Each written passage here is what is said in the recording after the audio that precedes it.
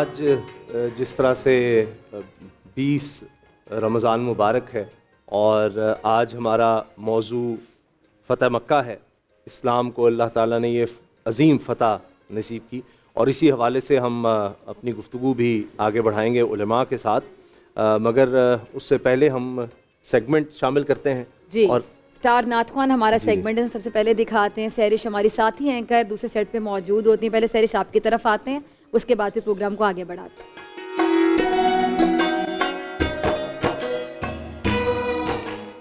السلام علیکم ناظرین، رمضان المبارک کے سلسلے میں بول انٹرٹینمنٹ کی خصوصی ٹرانسمیشن رمضان میں بول میں آپ کو خوش آمدید کہیں گے۔ میں ہوں آپ کے ساتھ سہرش زہیب۔ ناظرین، آپ کا پسندیدہ سیگمنٹ سٹار نعت خواں جس کا سلسلہ جاری ہے اور بڑے اچھے طریقے سے ہم آگے کی جانب بڑھ رہے ہیں۔ ہمارا دوسرا جو راؤنڈ ہے وہ اس وقت جاری ہے اور جناب بہت ہی پیارے پیارے بچے ہیں جن کو یہ سعادت حاصل ہو رہی ہے جو کہ یہاں پر نعت رسول مقبول صلی اللہ علیہ وآلہ وسلم پیش کرتے ہیں اور اپنی پرفارمنس کی بنیاد پر آگے بڑھتے چلے جا رہے ہیں۔ اور معمول کے مطابق ہمارے جج صاحبان فیصل صاحب اور شفیق صاحب یہاں پر تشریف فرما ہیں، آپ دونوں کی آمد کا بہت شکریہ۔ تو سلسلہ جہاں سے رکا تھا وہیں سے سلسلے کو آگے بڑھاتے ہیں اور اپنے پہلے ثنا خواں کو دعوت دیتے ہیں جو کہ علیزہ ندیم ہے، چھوٹی سی پیاری سی بچی ہیں۔ علیزہ، آپ کے پاس 2 منٹ کا وقت ہے، آپ نعت پیش کیجئے۔ ان کی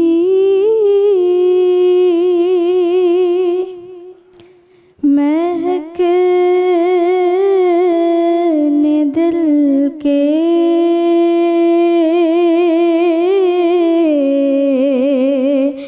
گنچے کھلا دیے ہیں، ان کی مہک نے دل کے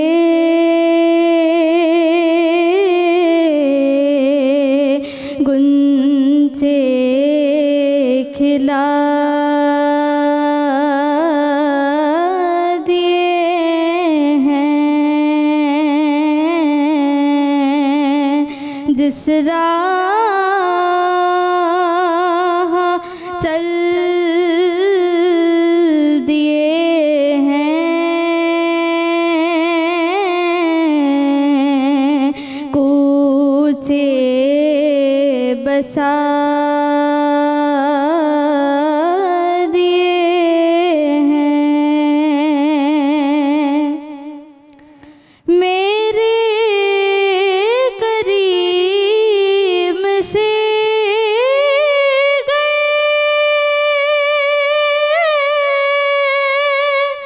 قطرہ کسی نے مانگا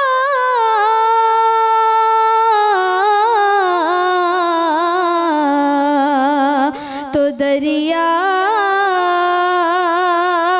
بہا دیے ہیں۔ آگے بڑھتے ہیں اپنے اگلے ثنا خواں کی طرف اور عثمان فیروزی یہاں پر تشریف رکھتے ہیں۔ عثمان، آپ کے پاس بھی 2 منٹ کا وقت ہے، آپ نعت پیش کیجئے۔ ایسا تجھے خالق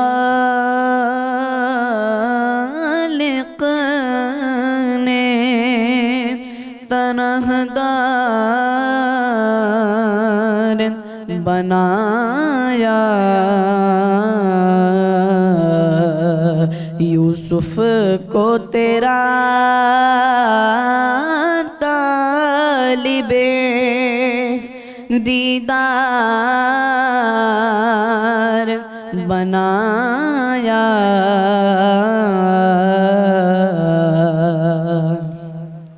کونین بنائے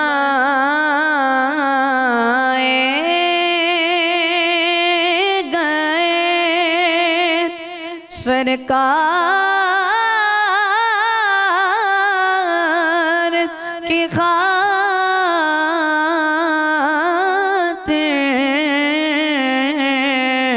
کونین بنائے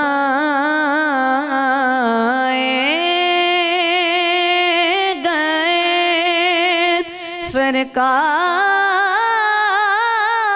سرکار کی خاطر،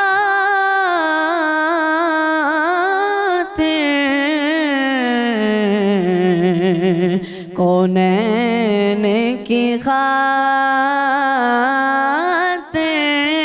تمہیں سرکار بنایا،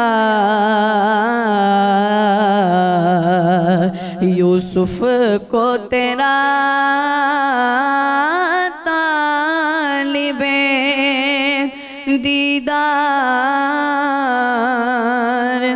بنایا۔ جی عثمان، کافی دمدار آواز، کھل کر جم کر آپ نے پڑھا ہے، لیکن کہاں پر آپ تھوڑا سا ڈی ٹریک ہوئے یہ بتائیں گے ہمارے جج صاحبان۔ لیکن اس سے پہلے کہ میں ججز کا رخ کروں، میں چاہوں گی کہ اپنی آخری ثنا خواں کو بھی دعوت دے دوں۔ سعدیہ حسین یہاں پر ہمارے ساتھ تشریف فرما ہے۔ سعدیہ، آپ کے پاس بھی 2 منٹ کا وقت ہے، آپ نعت پیش کیجئے۔ کونین دیواری دا، کونین دیواری دا، گھر بار بڑا سونا، کونین دیوالی دا، گھر بار بڑا سونا، سورب دے مدینے دا، سورب دے مدینے دا، دربار بڑا سونا، سورب دے مدینے دا، دربار بڑا سونا، کونین دیواری دا، گھر بار بڑا سونا، کونین دیواری دا، گھر بار بڑا سونا، سورب دے مدینے دا، دربار بڑا سونا، اونجی مسجد نبوی دی، ہر چیز بڑی سوڑی، اونجی مسجد نبوی دی، ہر چیز بڑی سوڑی، اونجی مسجد نبوی دی،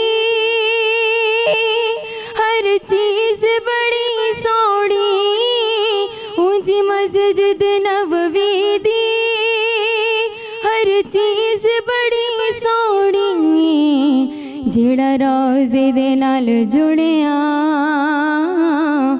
جیڑا روزے دے نال جڑیا، مینار بڑا سوڑا، جیڑا روزے دے نال جڑیا۔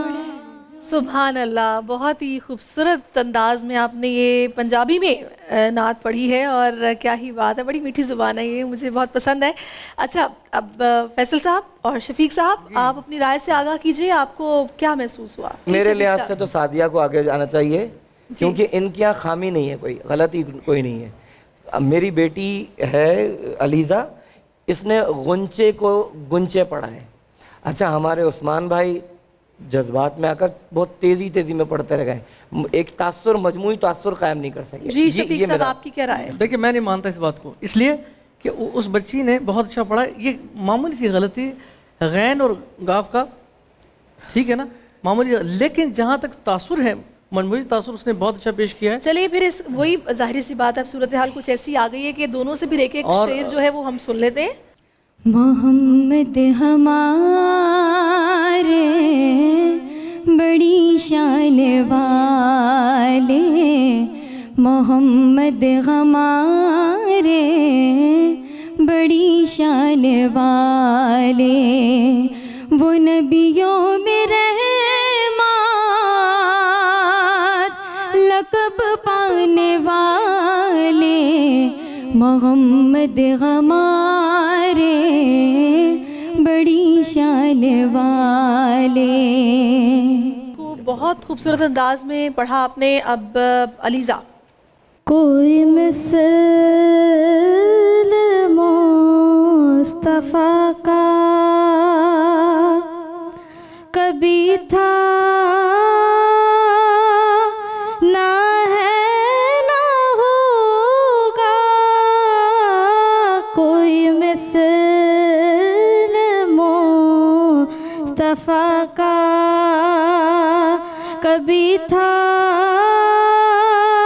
نہ ہے نہ ہوگا کسی اور کا یہ رتبہ کبھی تھا نہ ہے نہ ہوگا. صحیح. اب صورتحال یکسر بدل گئی ہے, یکسر بدل گئی ہے. وہ یہ کہ انہوں نے جس کلام کا انتخاب کیا نا, محمد ہمارے بڑی شان, یہ بھی چلت میں ہے, یہ بھی ردم میں ہے. اس دفعہ وہ کامیاب ہو گئیں. وہ یہ کہ اس کا سانس ٹوٹا, لیکن وہ میں صرف نظر کر رہا ہوں. اس نے لفظ کو چپا دیا رحمات, وہ نبیوں میں رحمات. اب یہ پیچیدگیاں ظاہری سی بات ہے, آپ لوگ بہتر بتا سکتے ہیں. اس ایک شعر کو سننے کے بعد میری طرف سے علیزہ آگے جا رہی ہیں. علیزہ آگے جا رہی ہیں. صحیح. چلے سعدیہ اور عثمان, آپ دونوں کو ہم الوداع کہیں گے, لیکن ایڈور کے گفٹ ہیمپرز آپ دونوں کے ساتھ جائیں گے, جبکہ جو علیزہ ہیں آپ کو بہت بہت مبارکباد, آپ ہمارے ساتھ آگے جا رہی ہیں. بڑے خوش قسمت ہیں ناظرین کے بچے کہ ان کے الہان میں وہ بات ہے, یہ مقابلہ نہیں ہے, یہ تنقید برائے اصلاح ہے, جس کا سلسلہ آگے افطار ٹرانسمیشن میں بھی جاری رہے گا. تب تک کے لیے مجھے اجازت دیجیے, اپنا خیال رکھیے, اللہ حافظ.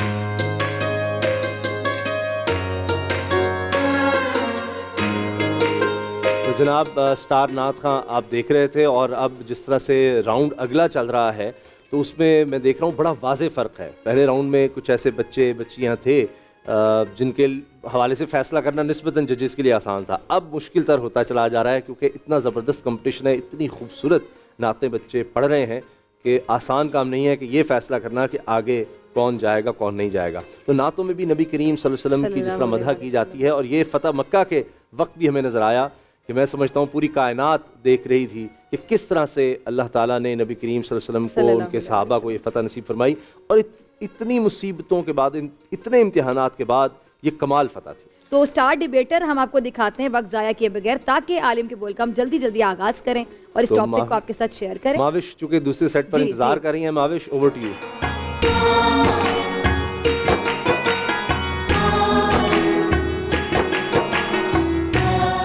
تقریری مقابلے کے ساتھ ایک بار پھر سے میں ہوں آپ کی میزبان ماوش تبسم. ناظرین, اسکول سے لے کر یونیورسٹی تک ہر ادارے میں ہم نصابی سرگرمیوں کا انعقاد ہوتا ہے, اور اس میں جو سب سے زیادہ انٹرسٹنگ سرگرمی مجھے لگتی ہے وہ تقاریر کی ہے, کیونکہ بولنا اور اپنی لفاظی سے دوسروں کو متاثر کرنا یہ گاڈ گفٹڈ ٹیلنٹ ہے, اور آپ اپنی محنت سے اس کو مزید نکھار سکتے ہیں. اور ہماری بھی یہی کوشش تھی کہ ہمارے پلیٹ فارم سے ناظرین تک اسی طرح کا جو ٹیلنٹ ہے وہ پہنچایا جائے. تو ہمارے جو ڈیبیٹ کمپٹیشن ہے وہ اپنے کوارٹر فائنل تک پہنچ چکا ہے. کل بھی تقریری مقابلے ہوئے جو ونرز تھے ان کے بیچ میں, اور آج بھی ایسا ہی کچھ ہونے جا رہا ہے. جو 3 ونرز اپنے اپنے راؤنڈ کے تھے, آج ان تینوں کے درمیان مقابلہ ہوگا. اور آج کا جو ہمارا ٹاپک ہے وہ میں آپ کو بتاتی چلوں, یہ زبان کسی نے خرید لی, یہ قلم کسی کا غلام ہے. میرے ساتھ ججز ہمیشہ کی طرح مدثر اقبال اور سمیہ رضوان موجود ہیں. السلام علیکم. وعلیکم السلام. بڑا اچھا ٹاپک ہے نا, ٹاپک بڑا اچھا ہے, اور ڈیبیٹرز بھی بہت اچھے ہیں ہمارے جو اپنے اپنے راؤنڈ میں جیت کر آگے ہیں. آج کل کچھ ایسا ہی لگتا ہے کہ یہ قلم کسی نے خرید لیا, یہ زبان یہ بات تو بالکل سچ ہے, کچھ ایسا ہی محسوس ہوتا ہے کہ بالکل صحیح, بالکل ٹھیک کہہ رہی ہیں آپ. تو چلیں ہم بغیر کوئی ٹائم ویسٹ کیے اپنے ڈیبیٹرز کو بلاتے ہیں, اور رولز اینڈ ریگولیشنز تو پتہ ہے ہمارے ڈیبیٹرز کو. 2.5 منٹ کا ٹائم, 2 منٹ پہ پہلا بزر, 2.5 منٹ پہ دوسرا بزر. پہلے جو آج کے ہمارے ڈیبیٹر ہیں وہ ہیں جناب جواد آصف. ریڈی ہیں جواد, آپ کریں اسٹارٹ؟ چلیں جی اسٹارٹ. ہر دور میں ظالم کے خلاف علم بغاوت 2 چیزوں کے ذریعے ہی بلند کیا گیا صدر عالی وقار. ایک زبان, دوسرا قلم. لیکن پھر وقت نے حالات کے قدموں میں گھٹنے ٹیک دیے, اور ہم نے ایسے معاشرے میں آنکھ کھولی جہاں ظالم کا دفاع کرتی 2 ہی چیزوں کو سر فہرست پایا. ایک زبان, دوسرا قلم. کہ جب ذرائع ابلاغ کو مفاد پرستی کا دھندا بنایا گیا تو پھر زبان و قلم کا شعور کہیں بیچ دیا گیا کہ پہلے صحافت کی میراث ایمان, اصول اور سچائی ہوا کرتی تھی. اب صحافت کے نام پر 8 سے 11 خوابوں کی وہ نگری سجائی جاتی ہے جو ایجنڈا, پروپیگنڈا اور لفافے کی بنیاد پر استوار کی جاتی ہے.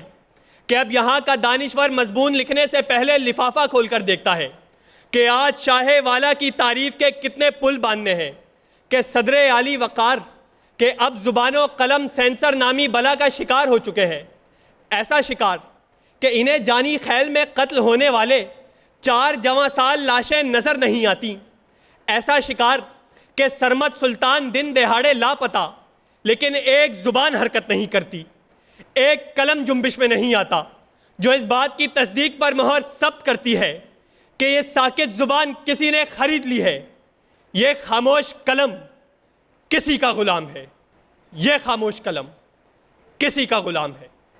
صدر عالی وقار زبان بندی اور قلم فروشی کا زہر اس معاشرے کی رگ رگ میں سرایت کر چکا ہے کہ اہل سیاست اپنے رہنما کی ہر بات کو آسمانی صحیفے کا درجہ دیتے ہیں اور اس کو ثابت کرنے کی خاطر اپنی زبان تک گروی رکھ دیتے ہیں کہ تمام زبانیں خرید لی جاتی ہیں، پھر کوئی ایک ایسی زبان نہیں بچتی جو عزیر بلوچ کے خلاف گواہی دے سکے کہ ایوان میں قوانین تو بنائے جاتے ہیں لیکن یہ افسوس اس قوانین کو بنانے والا قلم ہمارا نہیں، IMF کا ہوتا ہے کہ تفریح میں، ادب میں، سیاست میں، کھیل میں ہر شخص بک رہا ہے، ضرورت کی سیل میں انسانیت کے دام رکھے ہیں پلیٹ پر، بکتے ہیں سب ضمیر فروشی کے ریٹ پر، کہ لالچ کی ہر دکان پر صدائے فروخت ہے، اپنا تو پورا ملک ہی برائے فروخت ہے، اپنا تو پورا ملک ہی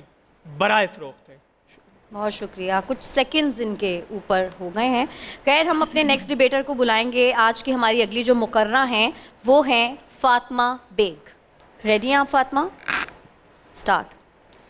علی وقار ظلم اپنے وجود کی بنیاد رکھ چکا ہے، ظالم تختہ نشین ہو چکا ہے، ہر طرف وحشت کا سما چھا چکا ہے، ماؤں بہنوں کی عزت سارے بازار نیلام کر دی گئی ہیں، ہر بچے کے چہرے سے مسکراہٹیں چھین لی گئی ہیں، کیونکہ ہماری قلم بک چکے ہیں اور ہماری زبانیں نیلام ہو چکی ہیں۔ تو ہاں، یہ کہنا واجب ہوتا ہے کہ یہ زبان کسی نے خرید لی، یہ قلم کسی کا غلام ہے۔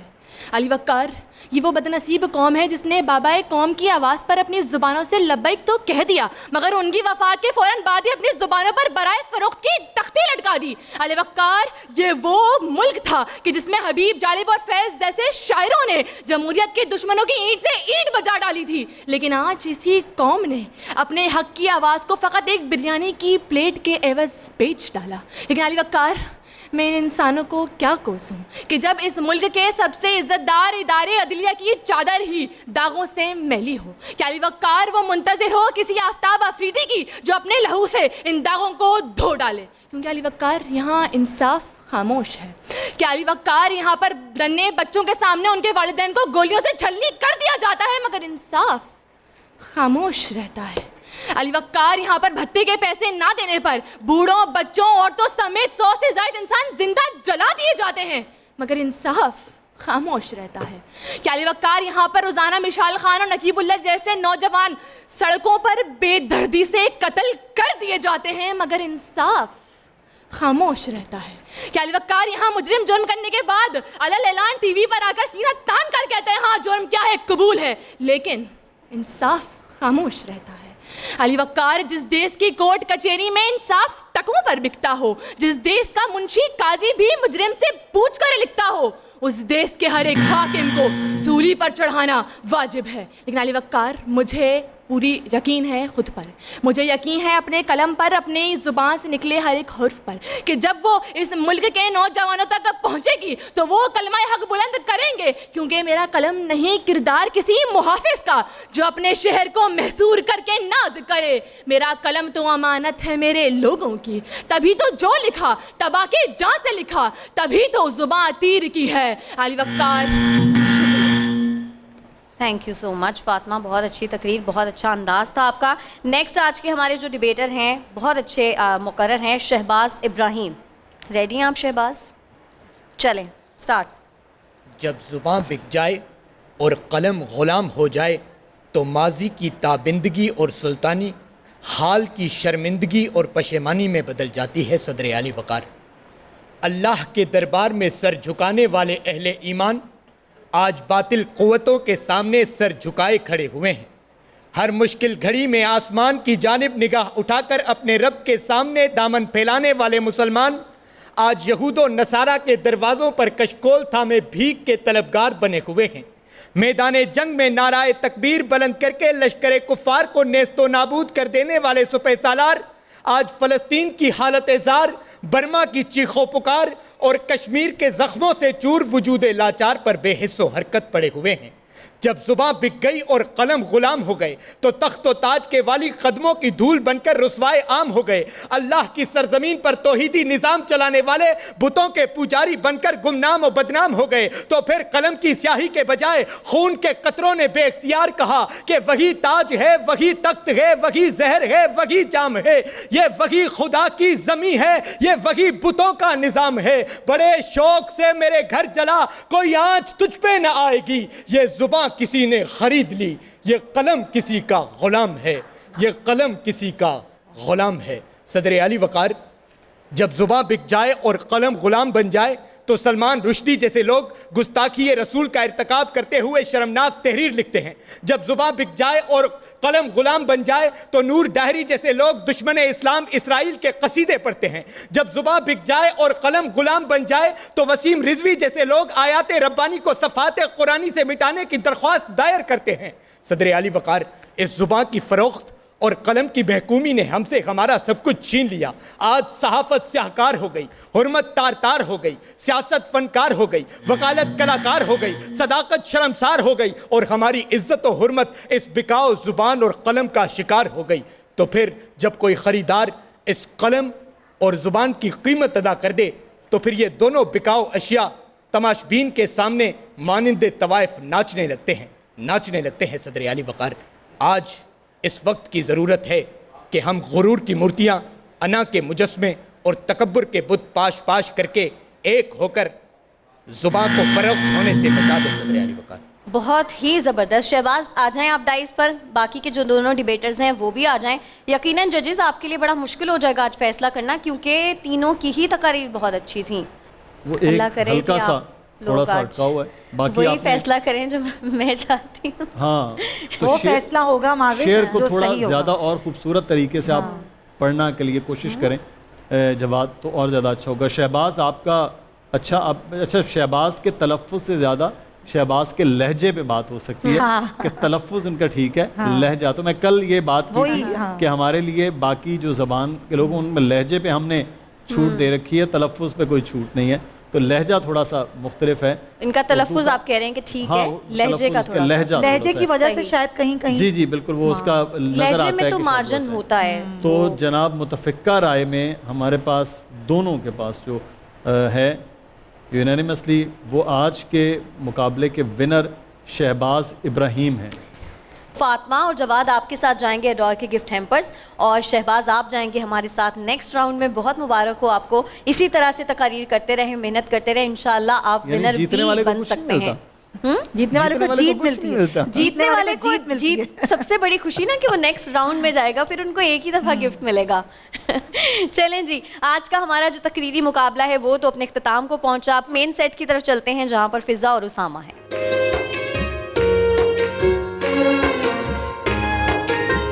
آج بھی بڑا بھرپور ٹاپک تھا، یہ زباں کسی نے خرید لی اور یہ قلم کسی کا غلام ہے۔ کیا ٹاپک ہے؟ تو بریک لیتے ہیں، اس کے بعد ملتے ہیں۔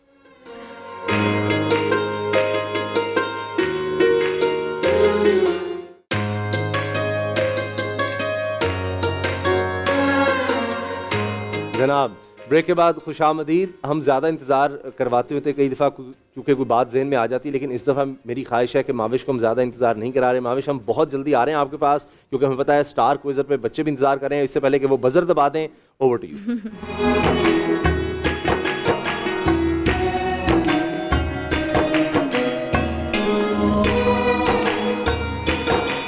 ایک مشکل اور انٹرسٹنگ سے تقریری مقابلے کے بعد اب ایک اور مشکل مرحلہ ہے، کیونکہ تینوں جو ونرز تھے اپنے اپنے راؤنڈ کے، آج ان تینوں کا مقابلہ ہے۔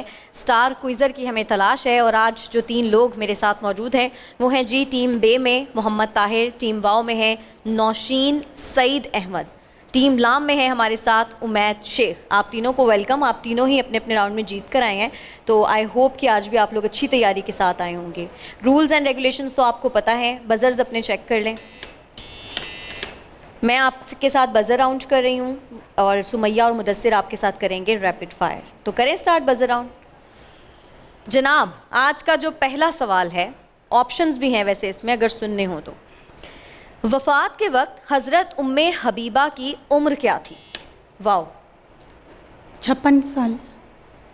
غلط جواب, 74 سال. نیگیٹو مارکنگ ہے اس میں. اس کیڑے کا نام بتائیں جس کے دانت اس کے پیٹ کے اندر ہوتے ہیں. کس نے پہلے بجایا؟ بے نے. واو نے. کیکڑا. کیکڑا بالکل صحیح جواب. مرنے کے بعد جسمانی معائنہ کیا کہلاتا ہے؟ لام. Post mortem. بالکل صحیح, پوسٹ مارٹم. دودھ کے ایک بڑے کپ میں کتنے ملی گرام کیلشیم ہوتا ہے؟ آپشنز دے دیتی ہوں. 218 ملی گرام, 228 ملی گرام, 238 ملی گرام. گیس کرنا ہے کسی نے؟ پاس کر دوں. 228 یعنی کہ 228 ملی گرام. اگلا سوال ہے, بہت آسان ہے. نمک کا کیمیائی نام کیا ہے؟ واو. Sodium chloride. بالکل صحیح جواب. اگلا سوال ہے, اسلامک کوشچن ہے. حبشہ کی طرف جا کر ام حبیبہ کے شوہر نے کون سا مذہب اختیار کر لیا تھا؟ واو. عیسائی بن گئے. بالکل عیسائی مذہب. ایک اور سوال اسی سے ریلیٹڈ. حضرت ام حبیبہ نے اپنے پہلے شوہر کے ساتھ کہاں ہجرت کی؟ حبشہ کی طرف. بالکل صحیح جواب. اسی سے ریلیٹڈ ایک اور سوال. حضرت ام حبیبہ کا پہلا نکاح کس سے ہوا تھا؟ عبید اللہ بن جہش. صحیح جواب. حضرت ام حبیبہ کس وجہ سے ام حبیبہ کہلاتی تھیں؟ ان کی بیٹی کا نام حبیبہ تھا. بالکل صحیح جواب. اگلا سوال بہت ہی زیادہ آسان ہے. پاکستان کا قومی رنگ کون سا ہے؟ بے. سفید اور ہرا. میرے پاس ویسے سبز ہے لیکن وہ اقلیت کے لیے ہوتا ہے. ہاں, لیکن سب تو قومی رنگ جو ہے وہ ویسے میرے پاس تو سبز ہے, لیکن سبز اور سفید میرے خیال سے دونوں ہی ہوتے ہیں, تو انہوں نے دونوں بول دیے ہیں, تو جواب کو صحیح قومی رنگ تو سبز. ہاں ٹھیک ہے, صحیح مان رہے ہیں. ٹماٹر کیا ہے؟ واو. پھل ہے ٹماٹر. بالکل صحیح, پھل. یہ میری بھی معلومات میں آج اضافہ ہوا ہے. اچھا. میں سبزی سمجھتی تھی. کیا چاند کی اپنی روشنی ہوتی ہے؟ لام. نہیں, روشنی نہیں ہوتی. صحیح. لاسٹ کوشچن ہے بزر راؤنڈ کا. پاکستان کی قومی سبزی کون سی ہے؟ بے. بھنڈی. بالکل صحیح جواب, بھنڈی. بھنڈی پسند ہے آپ لوگوں کو؟ کیا بھنڈی؟ بھنڈی ہے پاکستان کی قومی سبزی. خیر مجھے پسند نہیں ہے بھنڈی. اب آپ لوگ ریپڈ فائر کر لیں. آپ قومی خاتون نہیں ہیں. نہ مانیں. بے آپ ریڈی ہیں؟ آپ کے ساتھ پہلے ریپڈ فائر ہوگا. مدثر آپ کریں؟ جی چلیں جی, آپ ابھی ریڈی ہیں؟ جی بالکل. آپ تیار ہیں؟ چلیں آپ کا ٹائم شروع. ہاں ٹھیک ہے, پہلے بزر راؤنڈ کے تو ریزلٹس بتا دیں. جی بہت بزر راؤنڈ کے ریزلٹس بڑے ضروری ہیں بتانے, کیونکہ بڑا مزے کا انٹرسٹنگ مقابلہ رہا تھا, لیکن یہ کلیئر تھا, اور جو کلیئر تھا وہی ہوا ہے. ٹیم بے کے 20 پوائنٹس ہیں, ٹیم واؤ کے 60 پوائنٹس ہیں, ٹیم لام کے ہیں 20 پوائنٹس, تو ٹیم واؤ آپ کے سب سے زیادہ پوائنٹس ہیں. لیکن ابھی ہمارا ریپڈ فائر راؤنڈ رہتا ہے. تو چلیں مدثر ریڈی ہیں؟ آپ کریں سٹارٹ. آغاز کریں جی. سٹارٹ. طائف کے سفر میں آپ صلی اللہ علیہ وسلم کے ساتھ کون سے صحابہ تھے؟ ابو بکر. غلط. حضرت زید بن حارث. سن عیسوی کے مطابق آپ صلی اللہ علیہ وسلم کب طائف گئے تھے؟ پاس. حضرت حسن رضی اللہ تعالیٰ عنہ کہاں پیدا ہوئے؟ مکہ میں. غلط. مدینہ. حضرت حسن رضی اللہ تعالیٰ عنہ کی کتنی اولاد تھی؟ کس کی؟ سوری. حضرت امام حسن. 7. وہ کون سے نبی ہیں جن کی ایڑیاں رگڑنے سے پانی کا چشمہ جاری ہوا؟ اسماعیل علیہ السلام. درست. قائد اعظم نے کس سے کہا تھا کہ کوئی بھی مسلمان ہلال ستارے کے ساتھ صلیب کا نشان برداشت نہیں کر سکتا؟ نہرو. غلط. Lord Mount beaten.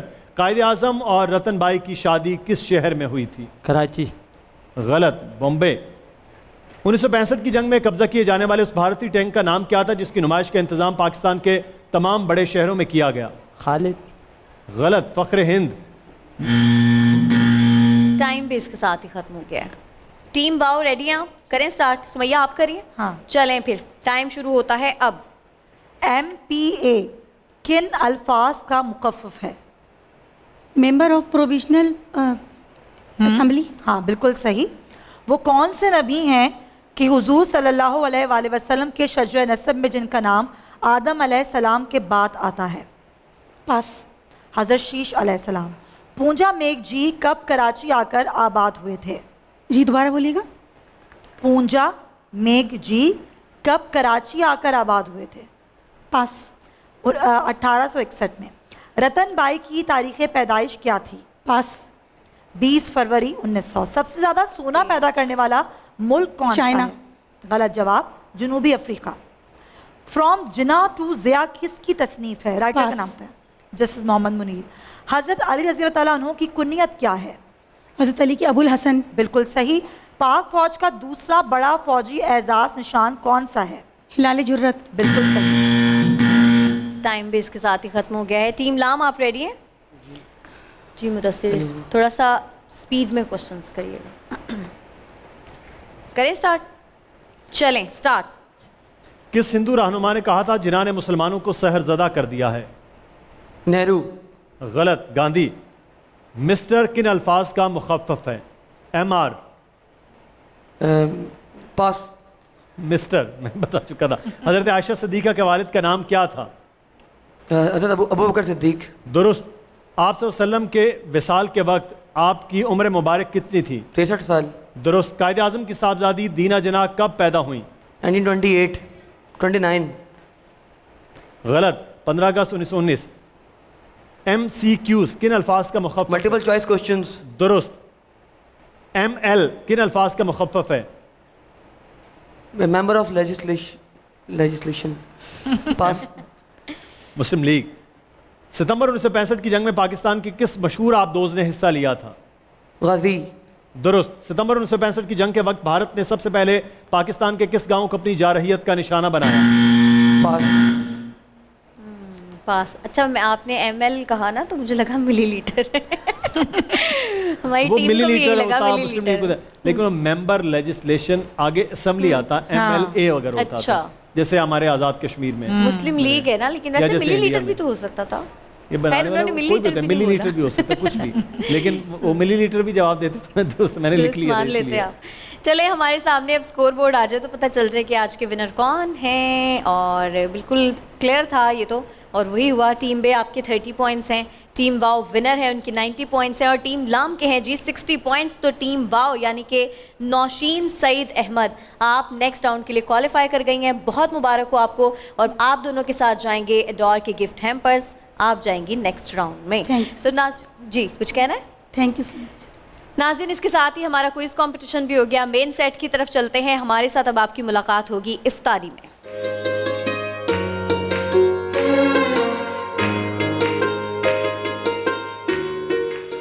क्विज़ के वक्त मेरा दिल करना शुरू कर देता है कि मैं भी सवाल जवाब का सिलसिला शुरू कर दूं, लेकिन क्या करें, हमें उससे पहले कवाली सुननी होती है, ताकि जो लोग कवाली सुनना पसंद करते हैं उनका भी हमें ख्याल होता है, और इसीलिए हमने सेगमेंट रखे हुए हैं ताकि हर किसी के जो समझे कि मिजाज के मुताबिक से कुछ ना कुछ मिल जाए। तो मुझे जब ये शुरू होता है कंपटीशन, तो मैं अगर देखना शुरू कर देता हूँ ना जब यहाँ बैठ कर, तो फिर मेरे से हिला नहीं जाता कि अब क्या होगा, इसको क्या मार्क्स मिलेंगे, क्विज़ में कौन आगे बढ़ रहा है। तो लिहाजा आप ज़रा सुकून करते हैं थोड़ा सा, और कवाली सुनते हैं, और उसके बाद आते हैं और आलिम के बोल का आगाज़ करेंगे। जब तुम न करोगे तो कर्म कौन करेगा, जब तुम ना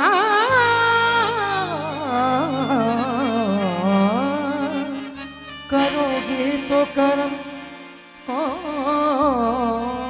करेगा, और झोली मेरी तुम्हारे सिवा कौन भरेगा, और भर दो झोली, भर दो झोली, भर दो झोली मेरी या मोहम्मद, लौट कर मैं न जाऊंगा खाली, भर दो झोली मेरी या मोहम्मद, लौट कर मैं न जाऊंगा खाली, भर दो झोली मेरी या मोहम्मद, लौट कर मैं न जाऊंगा।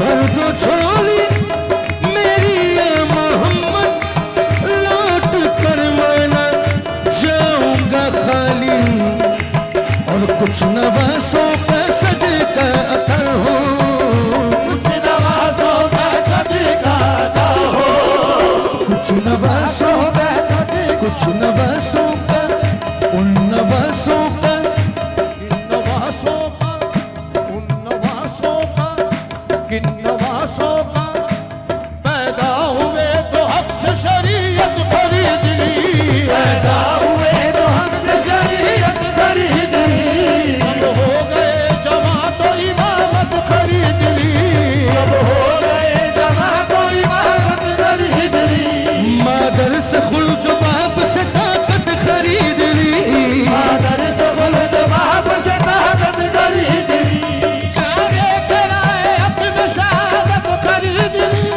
जाने के लायक में शहादत खरीद ली, नाना के दो नवासों ने उम्मत खरीद ली, कुछ नवासों का और सदका सदका दो, कुछ नवासों का और सदका सदका दो, कुछ नवासों का सदका दो, दर पे आया हूँ बन के सवारी, कुछ नवासों का सदका दो, दर पे आया हूँ बन के सवारी, हक से पाई वो शान करीमी, मरहबा दोनों आलम के वाली, हक से पाई वो शान करीमी, मरहबा दोनों आलम के वाली, अरे हक से पाई वो, हक से पाई वो शान करीमी, मरहबा दोनों आलम के वाली, और उसकी किस्मत का चमका सितारा, उसकी किस्मत का चमका सितारा, जिसमें नज़रे करम तुमने डाली, उसकी किस्मत का चमका सितारा, जिसमें नज़रे करम तुमने डाली, उसकी किस्मत का चमका चमका सितारा, उसकी किस्मत का चमका चमका सितारा, उसकी किस्मत का चमका सितारा, जिसमें नज़रे करम तुमने डाली। काश पूर्णम दयारे नबी में जी तो जी हो बुलावा हम सभी का, आमीन।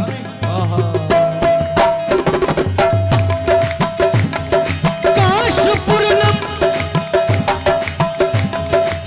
अरे काश पूर्णम दयारे नबी में जीते जी हो बुलावा सभी का, और हाल गम मुस्तफा को सुनाए, हाल गम मुस्तफा को सुनाए, थाम कर उनके रोज़े की जाली, हाल गम मुस्तफा को सुनाए, थाम कर उनके रोज़े की जाली, हाल गम मुस्तफा को सुनाए, थाम कर उनके रोज़े की जाली, भर दो झोली मेरी या मोहम्मद, लौट कर मैं न जाऊंगा खाली, भर दो झोली मेरी या मोहम्मद, लौट कर मैं न जाऊंगा खाली, भर दो झोली मेरी या मोहम्मद,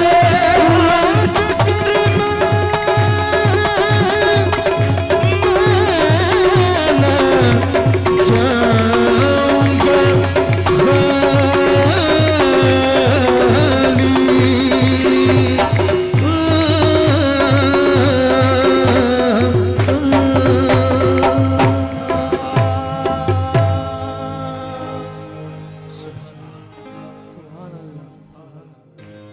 जी, तो आपने कवाली सुनी और अब आलिम के बोल में जो आज हम टॉपिक डिस्कस करने जा रहे हैं, फ़तह मक्का, बहुत बड़ा वाक़या कैसे हुआ, और जब आम माफ़ी का ऐलान किया गया, जो लोग बाकायदा कांप रहे थे कि पता नहीं आज क्या होगा, आज हमारे साथ क्या सलूक किया जाएगा, लेकिन नबी पाक सल्लल्लाहु अलैहि वसल्लम जो पूरे आलम के लिए रहमत बनकर आए, पूरे आलम के लिए, तो आम माफ़ी का उन्होंने ऐलान कर दिया اور اس سے کیا پیغام جاتا ہے, ہمیں کیا سیکھنے کو ملتا ہے کہ ایسے ایسے دشمن تھے اسامہ بھائی ان کے, اور کیا کیا نہیں کیا گیا کہ انہیں اپنا علاقہ چھوڑنا پڑا, ہجرت فرمانا پڑی, اور بڑا مشکل ہوتا ہے اپنا علاقہ چھوڑ کر کہیں اور جانا.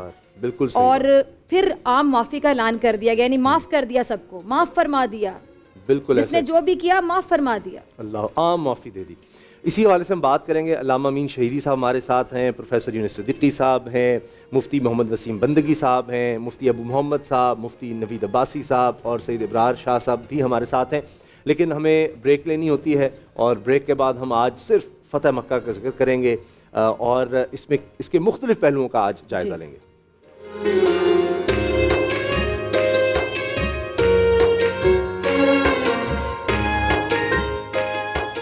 کوئی گل باقی رہے گا نہ چمن رہ جائے گا,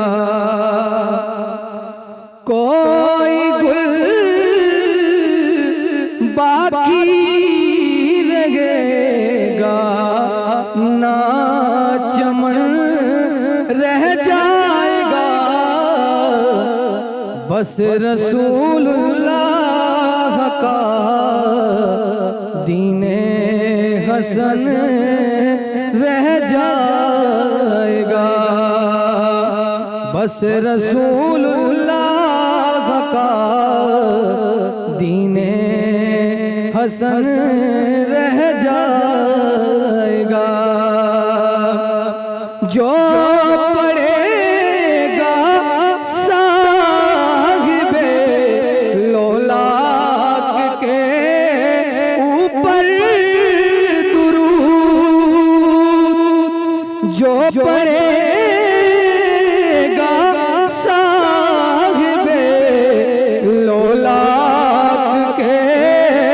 اوپر درود, آگ سے محفوظ اس کا تن بدن رہ جائے گا, بس رسول اللہ کا دین حسن رہ جائے گا.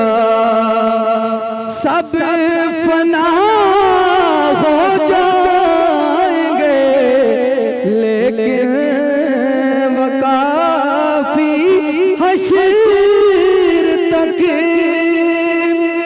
سب فنا ہو جائیں گے کافی ولیکن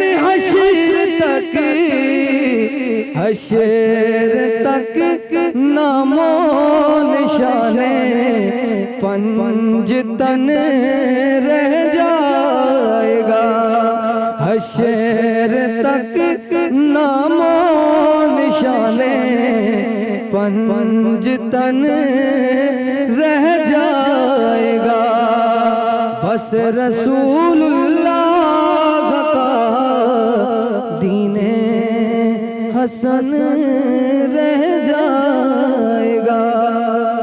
السلام علیکم ورحمۃ اللہ وبرکاتہ. جناب عالم کے بول میں اب آپ کو خوش آمدید کہتے ہیں. علامہ امین شہیدی صاحب, فتح مکہ جس کا ذکر ہمیں قرآن پاک میں ملتا ہے, ایسی فتح کہ اس پر یقیناً فرشتے بھی, تمام انسانیت بھی, سبھی خوش ہوں گے.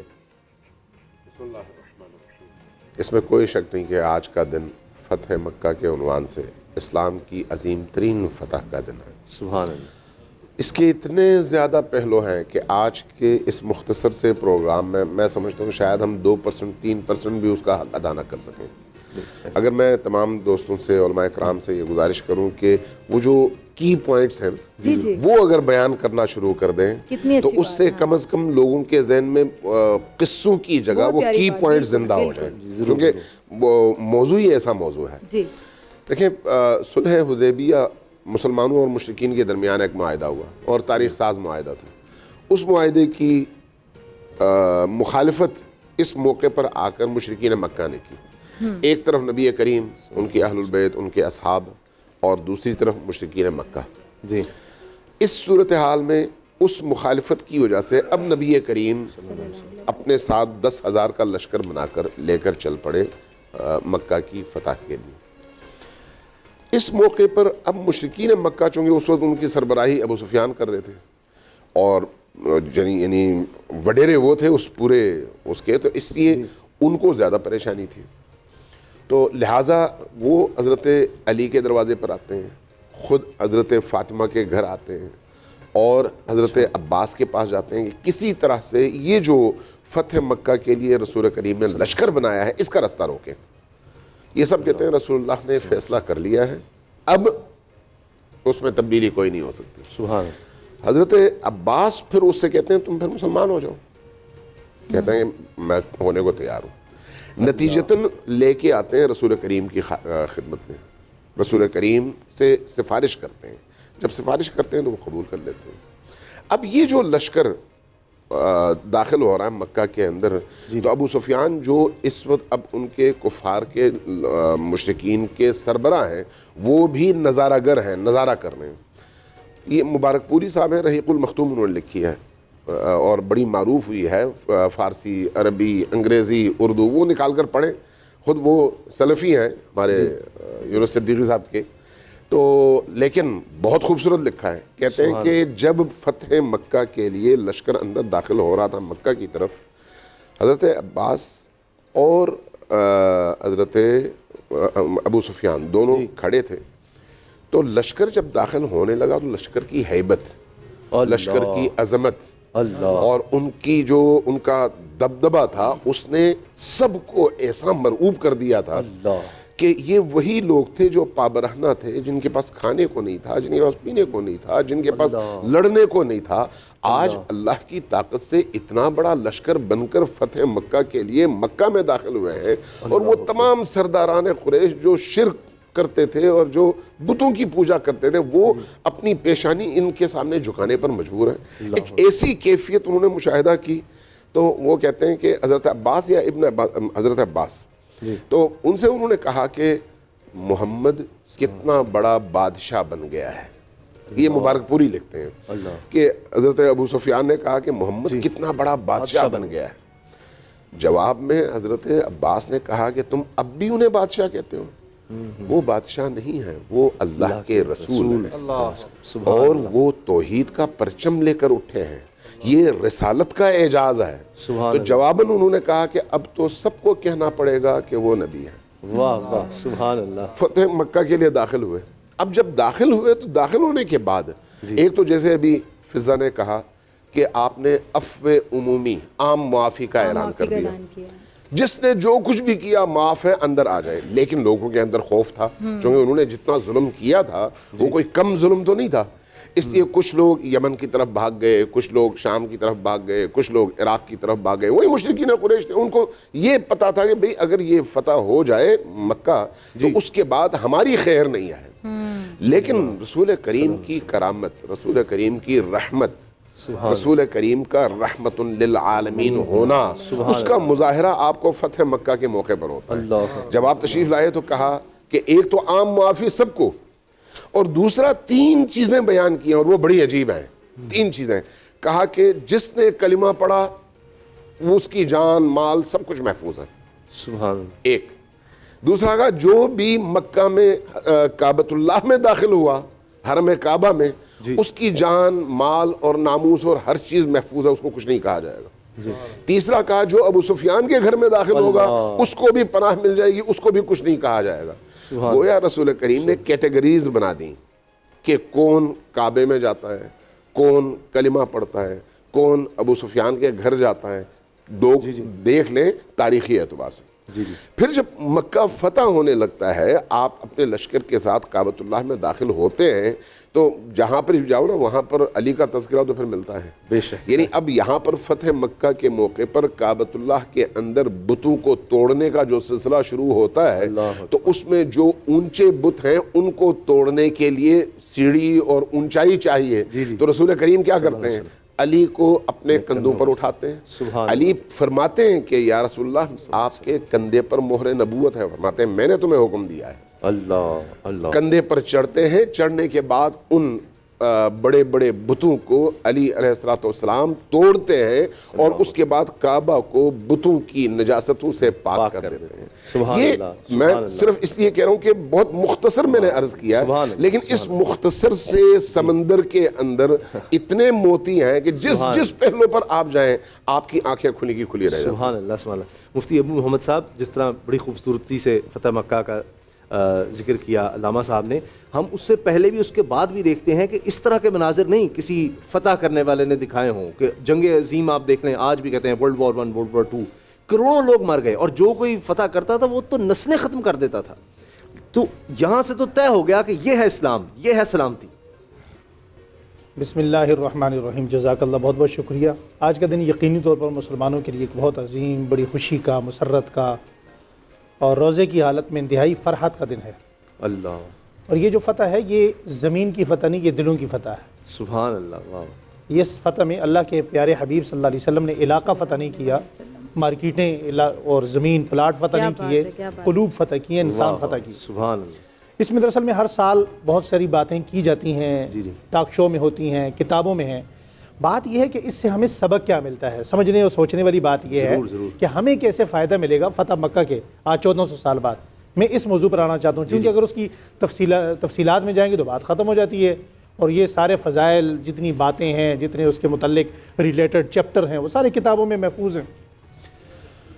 فتح مکہ کو سمجھنے کے لیے آپ کو حدیبیہ سمجھنا پڑے گا. جب تک آپ حدیبیہ نہیں سمجھیں گے, صلح حدیبیہ کو, آپ کی سمجھ میں فتح مکہ کبھی بھی نہیں آ سکتا. ٹھیک, یہ بڑی راز کی بات ہے. جی جی.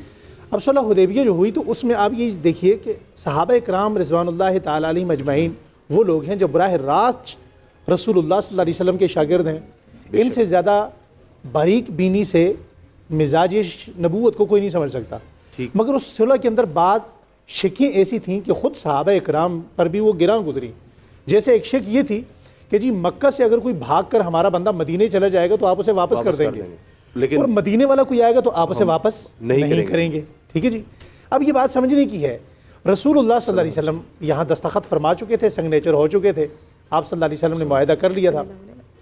اب حضور نے اس کے بعد ایک بات کیا سمجھائی, فرمایا, اس میں سورہ توبہ کے اندر جا کر 28ویں 29ویں آیت میں اللہ نے اس کا ذکر بھی کیا, سورہ فتح میں بھی ذکر ہے کہ اللہ جل شانہ اس کی برکتیں تمہیں بہت جلد دکھانے والا ہے. انا فتحنا لک فتحا مبینا جو کہا نا, یہ بھی مکہ فتح نہیں ہوا, پہلے یہ وہی اتر چکی تھی, یہ آیتیں پہلے اتر چکی تھیں کہ اللہ آپ کو بہت بڑی فتح دینے والا ہے. اللہ کی اور اس کے رسول کی حکمتوں میں ہاتھ نہیں مارنا چاہیے. اب صحابہ کرام کو بھی یہاں یہ بات سمجھ نہیں آئی. حضرت ابو جندل زنجیروں میں جکڑے ہوئے وہاں سے واپس آتے ہیں, اور واپس ان کو جب واپس بھیج دیا جاتا ہے, ایک بندہ بھاگ کر آتا ہے اور پھر اسی اذیت میں سے دوبارہ بھیجا جائے. اب ظاہری طور پر یہ شک کسی کی سمجھ میں نہیں آئے گی, لیکن یہاں اللہ اور اس کا رسول بہتر جانتے ہیں. اللہ کے رسول نے کہا, ابو جندل میں فیصلہ کر چکا ہوں, تمہیں واپس جانا ہوگا. اب واپس جانے کی حکمت صحابہ اکرام کو سمجھ نہیں آئی, لیکن واپس جانے کی حکمت کیا تھی کہ ابو جندل جب گئے تو ابو جندل نے جا کر وہاں کیا کیا, جس بندے کو پیرے پہ رکھا وہ ایک رات میں مسلمان ہوا. اللہ. اب یہ دونوں کو قید کر دیا, ابو جندل کے ساتھ دوسرا قیدی بھی ہو گیا. اب جو 2 بندے دن کو رکھے تو وہ شام تک مسلمان ہو گئے. اللہ. گویا 16 دنوں کے اندر حضرت ابو جندل نے 31 بندے مسلمان کیے. سبحان اللہ. ابو جندل کو رہا کرنے پہ وہ لوگ مجبور ہوئے. اسی طرح ایک صحابی بھاگ کر ساسا نامی مقام پر جب پہنچتے ہیں, اللہ اکبر کبیرہ, یہ حکمتیں ہوتی ہیں. کہتے ہیں کہ شریعت کی حکمتوں میں آپ کو ہاتھ نہیں مارنا چاہیے, قبول کرنا چاہیے. آپ کو یوں تو پتہ چلتا ہے وضو ٹوٹتا کیسے, ہوتا کیسے ہے, لیکن یہ الگ الگ طریقے ہیں دونوں کے. لیکن اس میں یہ سمجھ نہیں آتی بندے کو کہ جی اس میں حکمت کیا ہوگی. ہم قبول کرنے کی ذمہ دار ہیں, ہمیں شریعت قبول کرنی ہے. ہماری سمجھ میں آئے یا نہ آئے, ہماری سمجھ بہت چھوٹی ہے, اللہ بہت بڑے, اللہ کے رسول کی حکمتیں بہت بڑی ہیں. اب اس صحابی کو جب چھوڑا گیا تو حضور نے مدینے سے فرمایا آپ کو واپس جانا پڑے گا. اب وہ تلوار لے کر, انہوں نے کہا میں ادھر سے بھی بھاگا, ادھر بھی آیا. اب وہ تلوار لے کر دریا کے کنارے پہ بیٹھ گئے. اب جو ان کا تجارتی قافلہ آتا گیا اسے روکتے رہے. کچھ دنوں بعد مکہ والے یہ کہنے پر مجبور ہو گئے جی اب تو ہماری تجارت رکنے لگی ہے. یہ جو شک ہے نا کہ مدینے سے جو جائے گا اسے آپ واپس کریں گے, اس کو ہم کینسل کرتے ہیں. ٹھیک ہے, جو جائے اس میں وہ پہلی حکمت سمجھ آئی. میں جو سمجھانا چاہتا ہوں قوم کو, شریعت اسلامیہ کی, قرآن کی حکمت کی, سنت رسول کی کوئی بات ہمیں سمجھ آئے یا نہ آئے, اسے ہم ایکسیپٹ کرنے کے, اس پر عمل کرنے کے آپ اور میں پابند ہیں, اس میں ہاتھ مارنے کے پابند نہیں. نمبر 2, نبی کریم صلی اللہ علیہ وسلم جب یہاں سے آگے جاتے ہیں, مکہ فتح کرتے ہیں, تو دیکھیں معاف کرنے میں یا صلح کرنے میں عام بندہ معاف کر دے, کوئی ایسی بات نہیں ہوتی ہے, چھمبے کی بات نہیں ہے. اس وقت بندہ معافی دے کہ جب ایک صحابی یہ اعلان کر رہا ہو کہ الیوم یوم الملحمہ، ملحم لحم سے نکلا ہے، لحم کہتے ہیں گوشت اتارنے کو، بوٹیاں توڑنے کو، بوٹیاں اتارنے کو، اور اس طاقت کے عالم میں کہ جب 10,000 کا لشکر دائیں بائیں چل رہا ہو اور تلواریں جو ہے وہ نیام سے نکل کر چھنک رہی ہوں، ان کی کھنجار کی آواز آ رہی ہو، اور پھر اعلان کیا جا رہا ہو الیوم یوم الملحمہ، ایک دوسرے سے باتیں کی جا رہی ہوں، اور حضور صلی اللہ علیہ وسلم اچانک رک جائیں اور روک کر بلال حبشی کو کھڑا کریں اونچی جگہ پہ، فرمایا بلال اعلان کرو لا یوم یوم الملحمہ، الیوم یوم المرحمہ، آج تو رحم کا دن ہے، سبحان آج اللہ، پیار کا دن ہے، آج محبت کا دن ہے، آج تقسیم کا دن ہے، آج عزت کا دن ہے، آج رسپیکٹ کا دن ہے۔ آپ دوسرے کو معاف اس وقت کریں جب آپ طاقت میں ہیں، جب آپ زور میں ہیں۔ یہ سبق ہمیں ملتا ہے کہ آپ طاقت کے باوجود بھی دوسرے کو معاف کریں، یہ اخلاق کریمانہ یہ رسول ہیں، یہ حضور صلی اللہ علیہ وسلم کے اخلاق ہیں۔ اس کی ایک چھوٹی سی ایگزامپل اسی مکہ کے موقع پر سنیے۔ حضور جب مکہ سے جا رہے تھے نا، شاید میں آخری بات آپ میری طرف اشارہ کر رہے ہیں، حضور صلی اللہ علیہ وسلم جب مکہ سے جا رہے تھے نا تو عثمان بن طلحہ ایک صحابی رسول ہیں، اس کے پاس آئے۔ یہ وہ خاندان ہے، شیبی خاندان اس کو بولتے ہیں، ان کے پاس ساری زندگی مکہ کی چابیاں رہیں اور آج تک ہیں اور قیامت تک رہیں گی۔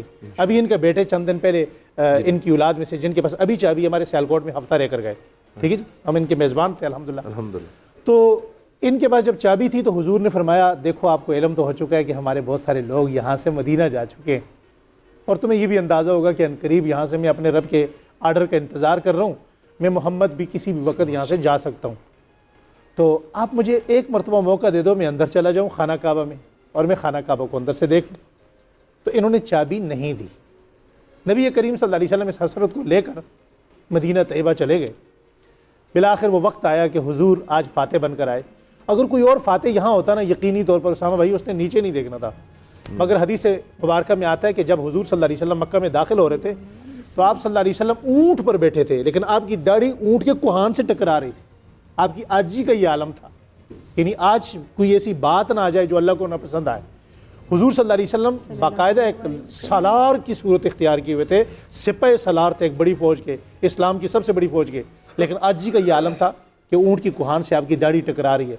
اور آپ صلی اللہ علیہ وسلم جب خانہ کعبہ میں داخل ہوئے، اللہ اکبر، تو چاروں طرف صحابہ اکرام چونکہ مدینہ سے آئے ہوئے پیدل سفر ہے اور طواف بھی کر رہے ہیں تو تھکے ہوئے ہیں، تو اللہ جل شانہ نے بذریعہ جبرائیل آرڈر دے کر کہا ان صحابہ سے کہیں ذرا آج گردن اٹھا کے چلیں، یہ جو آپ احرام تھوڑا سا کھول کے چلتے ہیں یہ اس موقع کی سنت ہے، گربان ذرا کھول کے چلیں، ذرا ان کو دکھا کے چلیں کہ تم نے نکالا تھا اور رب اس حالت میں بھی داخل کرنا جانتا ہے۔ تو بعد میں کر رہا تھا حضرت عثمان بن طلحہ کی، تو انہوں نے جب چابی نہیں دی تھی نا، تو آج جب حضور آئے نا تو یہ سامنے کھڑے تھے، حضور نے فرمایا عثمان چابی دے دو۔ اچھا یہ چابی لائے، اور چابی دیتے وقت ان کے جو مناظر تھے وہ یہ تھے کہ اب چابی محمد مصطفیٰ کے پاس گئی، اب قیامت تک ہمیں چابی نہیں ملے گی، اب ہم اس نعمت سے محروم ہو گئے۔ حضور گئے اندر 2 رکعت نماز نفل پڑھے، باہر آئے اور باہر آ کر کہا آج یہ چابی میں اسے دوں گا جو سب سے زیادہ اس کا مستحق ہوگا۔ سوچئے کسے دی ہوگی؟ اسی عثمان بن طلحہ کا ہاتھ پکڑا اور آگے کیا، فرمایا عثمان بن طلحہ اس کا مستحق ہے، یہ چابی میں اسی کو دوں گا اور قیامت تک یہ چابی اسی کے ہاتھ میں رہے گی۔ اخلاق رسول اسے کہتے ہیں اسامہ بھائی، دوسرا آپ کو محروم کرے آپ اسے عطا کریں، دوسرا آپ کے ساتھ ظلم کرے آپ اسے عنایت کریں، دوسرا آپ کو ٹھکرائے آپ اس کو گلے لگائیں، یہ اخلاق ہیں۔ اگر ہم اپنے اخلاق ٹھیک کرنا چاہتے ہیں تو فتح مکہ پڑھ لیں، ہم خود ٹھیک ہونا چاہتے ہیں فتح مکہ پڑھ لیں، ہم اپنے غصے پہ کنٹرول کرنا چاہتے ہیں فتح مکہ پڑھ لیں۔ مفتی نوید صاحب، فتح مکہ سے جو ہمیں پیغام ملتا ہے کہ طاقت ہونے کے باوجود عام معافی کا اعلان کیا گیا، اس ٹائم پہ سزا بھی کسی کو دی جا سکتی تھی، جیسے لوگ کام رہے تھے پریشان تھے کہ پتہ نہیں کیا ہوگا ہمارے ساتھ، کیونکہ ایسے ایسے ظلم ڈھائے گئے، نبی پاک صلی اللہ علیہ وسلم کو اس علاقے کو چھوڑ کر ہجرت فرمانا پڑی، اور بڑا مشکل ہوتا ہے اپنے علاقے کو چھوڑ کے کہیں اور جانا۔ تو پھر عام معافی کا جو اعلان تھا اس سے ہم لوگوں کو کیا سیکھنا چاہیے؟ بسم اللہ الرحمن الرحیم۔ قرآن مجید فرقان حمید نے کہا انا فتحنا لک فتحا مبینا لیغفر لک اللہ ما تقدم من ذنبک وما تأخر۔ یہ جو فتح ہے، یہاں جس فتح کا ذکر ہو رہا ہے، اس سے مراد مکے والے دن نبی علیہ السلام کا شہر مکہ میں داخل ہونا نہیں ہے، اس سے مراد حدیبیہ ہے، یعنی جس دن نبی علیہ السلام نے معاہدہ فرمایا یہ طے ہو گیا تھا کہ اب مکہ نے فتح ہو کر رہنا ہے، کیونکہ مکہ والے تو نبی علیہ السلام کے ساتھ برابری کے لیول پہ بات کرنے کو تیار نہیں تھے، لیکن آج وہ وقت آن پہنچا تھا کہ جب وہ برابری کا معاہدہ کر رہے تھے، اور مکہ والے یہ مناظر دیکھ چکے تھے کہ نبی رحمت صلی اللہ علیہ وآلہ وسلم حدیبیہ میں ہیں اور صحابہ کرام علیہم الرضوان آقا علیہ السلام کا لعاب زمین پر نہیں گرنے دے رہے. نبی علیہ السلام وضو کرتے ہیں تو وضو کا پانی زمین پر نہیں گرتا، کسی نہ کسی صحابی کے ہاتھ پر آتا ہے. نبی علیہ السلام نے اپنے بال مبارک اس دن اتروائے اور بالوں کو درست کروایا، تو وہ جو بال تھے وہ صحابہ کرام نے ایک دوسرے میں بانٹے. تو مکہ والوں نے یہ مناظر جب دیکھے تو جا کر مکہ میں کہا اے مکہ والو، اب وہ وقت آن پہنچا ہے کہ تم محمد صلی اللہ علیہ وآلہ وسلم سے کبھی آگے نہیں بڑھ سکتے، ہم نے ان کے ہاتھ میں بالآخر جانا ہے. تو پھر انہوں نے وجوہات بتائی کہ ہم نے یہ مناظر دیکھے ہیں کہ نبی علیہ السلام کے غلام نبی کا پسینہ، نبی کا لعاب زمین پر نہیں گرنے دیتے، بتاؤ کب وہ مصطفیٰ کا خون گرنے دیں گے. تو اس لیے اس پر درجنوں مفسرین نے لکھا ہے کہ انا فتحنا لک فتحا مبینا سے مراد حدیبیہ ہے. اور یہ جو آگے کہا نا لیغفر لک اللہ ما تقدم من ذنبک وما تاخر، اس سے بعض لوگ جو ہے وہ کوئی الگ معنی لے لیتے ہیں. چونکہ ناظرین ان چیزوں کو دیکھتے پڑھتے ہیں تو میں یہ بھی گوش گدار کر دوں کہ صلح حدیبیہ سے پہلے کبھی ہمیں عود کا وہ منظر نظر آتا ہے کہ صحابہ کرام علیہم الرضوان گھاٹی پر کھڑے ہیں تو نبی علیہ السلام ان کو کہتے ہیں یہیں رہنا، لیکن وہ اتر آتے ہیں فتح سمجھ کے. تو یہ صحابہ کرام سے اجتہاداً خطا ہو گئی. نبی رحمت صلی اللہ علیہ وآلہ وسلم نے اس سے درگزر فرما دیا. اسی مکہ جب فتح ہو رہا ہے تو آپ اندازہ لگائیے، مفتی صاحب نے بہت ساری باتیں کی، تو نبی علیہ السلام نے ارادہ کیا صحابہ کرام کے درمیان کہ اب ہم نے مکہ پر لشکر جو ہے وہ تیار کرنا اور لے کر جانا ہے. تو حاطب ابن ابی بلتہ جو مکہ مکرمہ میں جن کا خاندان تھا اور مدینہ میں خود رہائش پذیر تھے، انہوں نے ایک خط لکھا اور ایک خادمہ آئی ہوئی تھی اس کو دیا اور اس نے بالوں میں رکھا. اور وہ خط یہ تھا کہ اب ایک بہت بڑا لشکر آنے والا ہے اور تمہیں تحقیق کر دے گا، اب تمہیں کوئی بچا نہیں سکے گا. ان کا خط لکھنے کا مقصد یہ تھا کہ مکہ والے میرے خاندان کے ساتھ کوئی رعایت کریں. تو نبی علیہ السلام کو اس بات کی خبر اللہ نے کر دی. حضور علیہ السلام نے حضرت علی کو اور ایک اور صحابی کو بھیجا کہ جاؤ اس عورت کو پکڑو. اور وہ عورت بھی بڑی پکی تھی، وہ دینے کو تیار نہیں تھی، لیکن جب حضرت علی نے تلوار نکالی تو اس نے اپنے بالوں سے وہ خط نکال کر دیا. اور جب واپس لے کر آئے، اب آپ دیکھیے کہ صحابہ کرام علیہم الرضوان کے درجات دیکھیے. کوئی اور کرتا، بعد کا آدمی کرتا تو شاید اس کا سر اتروا دیا جاتا. حضرت عمر نے کہا یہ منافق ہو گئے، حاطب ابن ابی بلتہ ہم اس کا سر اتاریں گے. حضور علیہ السلام نے فرمایا عمر خبردار، حاطب سے ہم پوچھیں گے. جب پوچھا اور پھر اس کے بعد حضور علیہ السلام نے کہا تمہیں معلوم نہیں کہ حاطب بدریوں میں شامل ہے اور بدری جو کریں اللہ نے ان کے لیے معافی کا اعلان کر رکھا ہے. تو حاطب ابن ابی بلتہ کا عذر نبی علیہ السلام نے قبول کیا اور حاطب ابن ابی بلتہ نے کہا یا رسول اللہ نہ میرے دل میں شرک ہے نہ کفر ہے. تو اس طرح نبی علیہ السلام نے یہاں اپنوں کو بھی معافی کا سلسلہ رکھا اور جو جس کا مقام تھا وہ دیا. اور فتح مکہ، یہ چھوٹے چھوٹے واقعات تھے. اب مکہ فتح ہونے جا رہا ہے، نبی علیہ السلام لشکر لے کر مکہ میں داخل ہو رہے ہیں. تو آپ اندازہ لگائیے کہ مکہ سے باہر قیام ہے. ابو سفیان جو ہے وہ لشکر کو دیکھنے کے لیے آ رہے ہیں تو گرفتار ہو جاتے ہیں. گرفتاری کے بعد حضرت عباس ان کو جو ہے نا وہ اپنی امان میں لے لیتے ہیں. تو آپ اندازہ لگائیں کہ حضرت عباس بن عبد المطلب رضی اللہ تعالیٰ عنہ یہ صحابی رسول نبی کے چچا ہیں. لوگ تو کہتے ہیں کہ اس دن انہوں نے اسلام قبول کیا، ہم یہ کہتے ہیں ہم سے پوچھو کہ عباس نے تو بدر کی بھی خبر دی تھی. عباس تو وہ تھا جس نے مدینے والوں سے معاہدے لکھے تھے کہ تم نبی کو کس طریقے سے جو ہے وہ تیار رکھو گے، لیکن حضرت عباس نے اپنا ایمان چھپا رکھا تھا. اظہار کب کیا اس حوالے سے اختلاف ہے کہ کس موقع پر کیا. بہرحال حضرت سیدنا عباس بن عبد المطلب نے امان دی. حضرت عمر قتل کرنے کے لیے دوڑے لیکن انہوں نے کہا میری امان میں. نبی علیہ السلام کے حجرہ میں پہنچے. نبی علیہ السلام وہاں جو گفتگو ہوئی شہیدی صاحب نے بھی کی، نبی علیہ السلام نے ان کو معاف کر دیا. اور معافی کے بعد جب نبی علیہ السلام کا لشکر مکہ مکرمہ میں داخل ہو رہا ہے تو ایک طرف سے حضرت خالد بن ولید آ رہے ہیں. یہ بات بھی ناظرین کو ذہن میں رکھنی چاہیے. ہو سکتا ہے یونس صدیقی صاحب کہیں کہ اس دن کوئی بندہ نہیں مارا گیا، تو یہ کہیں حدیث میں تو ہے مارے گئے. وہ لوگ مارے گئے، چند لوگ وہ سر پھرے تھے، وہ حضرت خالد بن ولید کے مقابلے میں آئے. حضرت خالد بن ولید نے ان سے کہا کہ ہم قتل و قتال نہیں کریں گے، ہم تلوار نہیں چلائیں گے. لیکن جب انہوں نے تلوار چلانا چاہی تو پھر سیدنا خالد بن ولید کو اپنی تلوار نکالنا پڑی اور انہوں نے چند لوگوں کو تہ کیا. لیکن آپ اندازہ لگائیے باقی کسی کو کچھ نہیں کہا گیا، بلکہ اسی پر ہمارے مورخین نے یہ بات لکھی ہے کہ اس دن لشکر کے راستے میں کتیا کے بچے تھے. اللہ کے رسول نے کہا ان کو نہ اٹھایا جائے بلکہ راستہ بدل لو. مصطفیٰ نے راستہ بدلوایا اور 4000 لوگ وہاں سے گزرے. چونکہ کچھ دوسروں راستوں سے آ رہے تھے.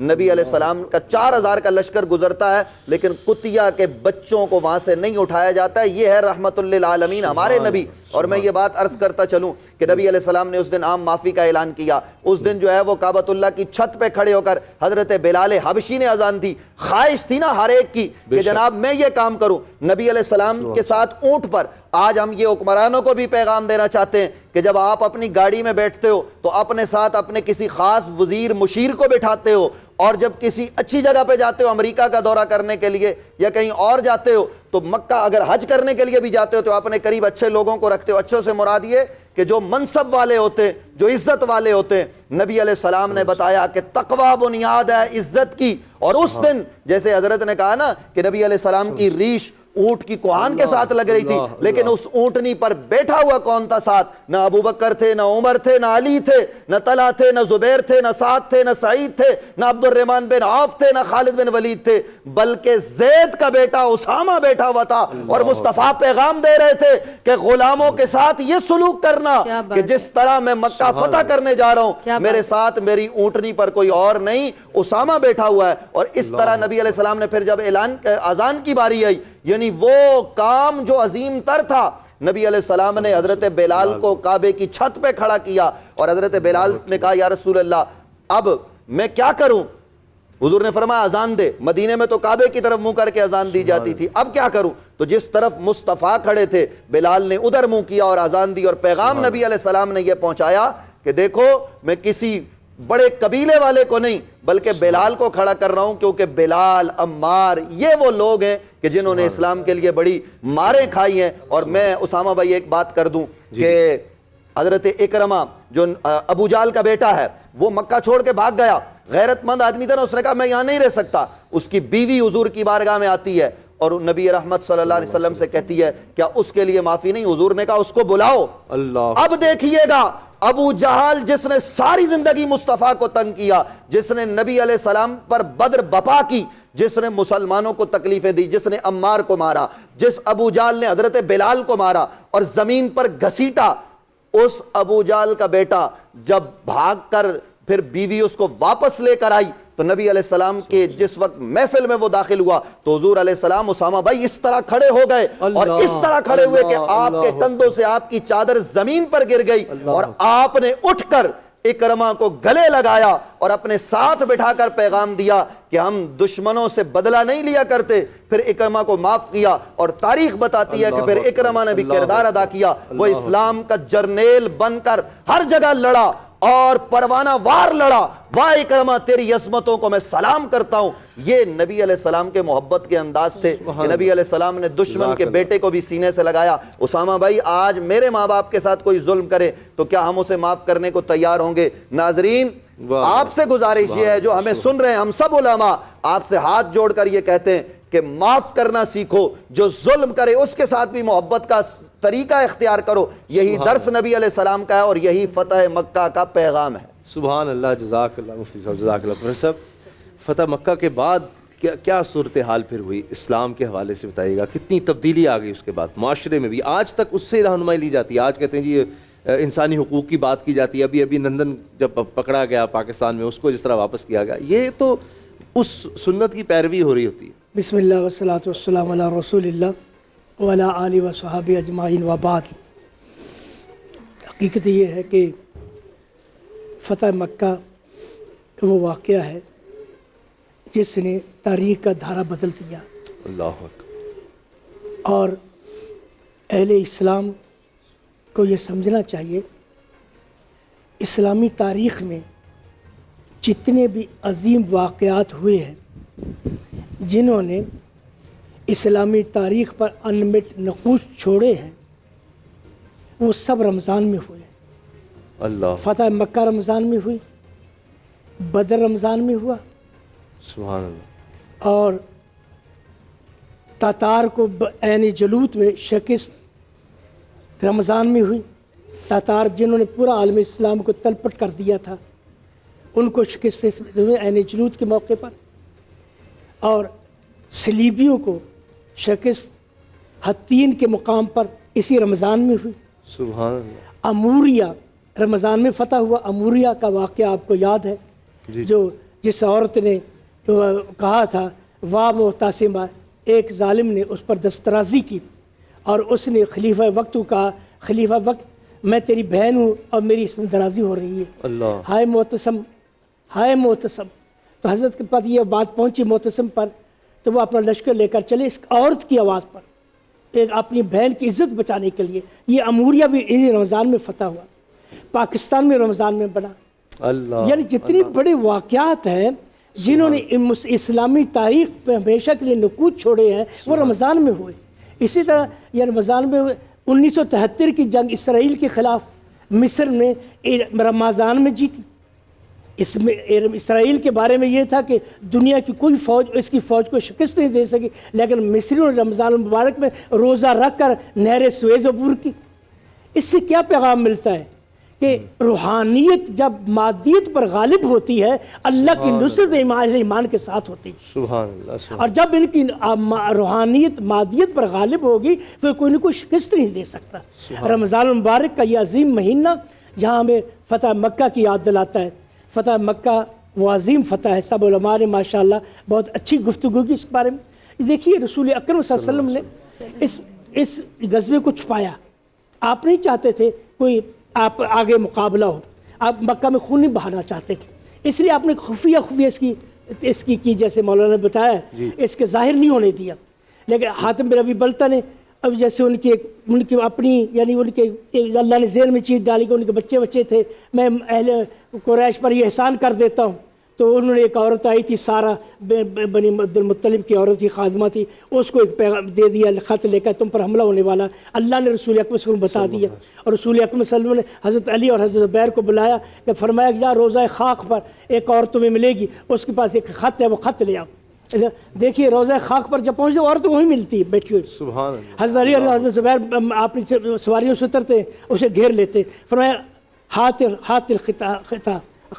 خطاب دو مجھے، ہمیں کتاب دو، لیٹر دو تمہارے پاس. کہ نہیں میرے پاس لیٹر نہیں ہے. سب تلاش کیا، اس کے ساتھ سامان تلاش کیا، سب تلاش کیا لیکن وہ لیٹر نہیں ملا. تو فرمانے لگے حضرت علی فرمانے لگے ہمیں اس ذات نے بھیجا ہے جو کبھی جھوٹ نہیں بولتی. لیٹر تیرے پاس ہے، تم ہمیں دو. سمجھے نا، لیٹر دو. اگر تم نہیں کہے گی لا اجردنک جنت لا نجردنک، ہم تجھے برہنہ کر دیں گے. اللہ فرمایا لیٹر تیرے پاس ہے. وہ چلے فوراً جا کر لیٹر نکال کر دے دیا. وہ لیٹر لے آئے، اسی طرح لیٹر لے آئے. پڑھا بھی نہیں کیا لکھا ہے کیونکہ اللہ کے رسول لیٹر لے اس میں یہ تھا وہ راز کو فاش کیا گیا تھا. تو حضرت بی بلتا کو بلایا. اس سے ہمیں یہ بھی سب سیکھنا چاہیے کہ اگر کسی مثلا کوئی ادارہ ہے، اس ادارے میں کسی اگر ملازم سے غلطی ہو جاتی ہے، ایسا نہیں ہے کہ جو مالک ہے جو بڑا ایڈیٹر ہے وہ ایک غلطی پر اس کو ایسے ہی چھانٹ دے. نہیں، اس کا ماضی بھی دیکھے. یار یہ شخص میرے سے اتنے دنوں سے ہے، ایسے میرے سے اتنی خلاص سے چلا جا رہا ہے، اگر یہ سے غلطی ہوئی ہے یقیناً کوئی نہ کوئی اس کا سبب ہوگا. کوئی سبب تو ڈھونڈو اس کا. آپ نے کہا سبب پوچھا، معاف کر دیا آپ نے. تو رسول اکرم صلی اللہ علیہ وسلم جب مکہ پہنچے آپ کی اب نفسیاتی جنگ بھی کی آپ نے یہ جنگ نفسیاتی طور پہ جیتی آپ نے. کیا ہوا کہ جب رات کا وقت ہوا 10,000 کا لشکر آپ کے ساتھ تھا. آپ نے ہر فوجی سے کہا وہ یہاں کہیں بھی آگ جلا دے، آگ جلائے.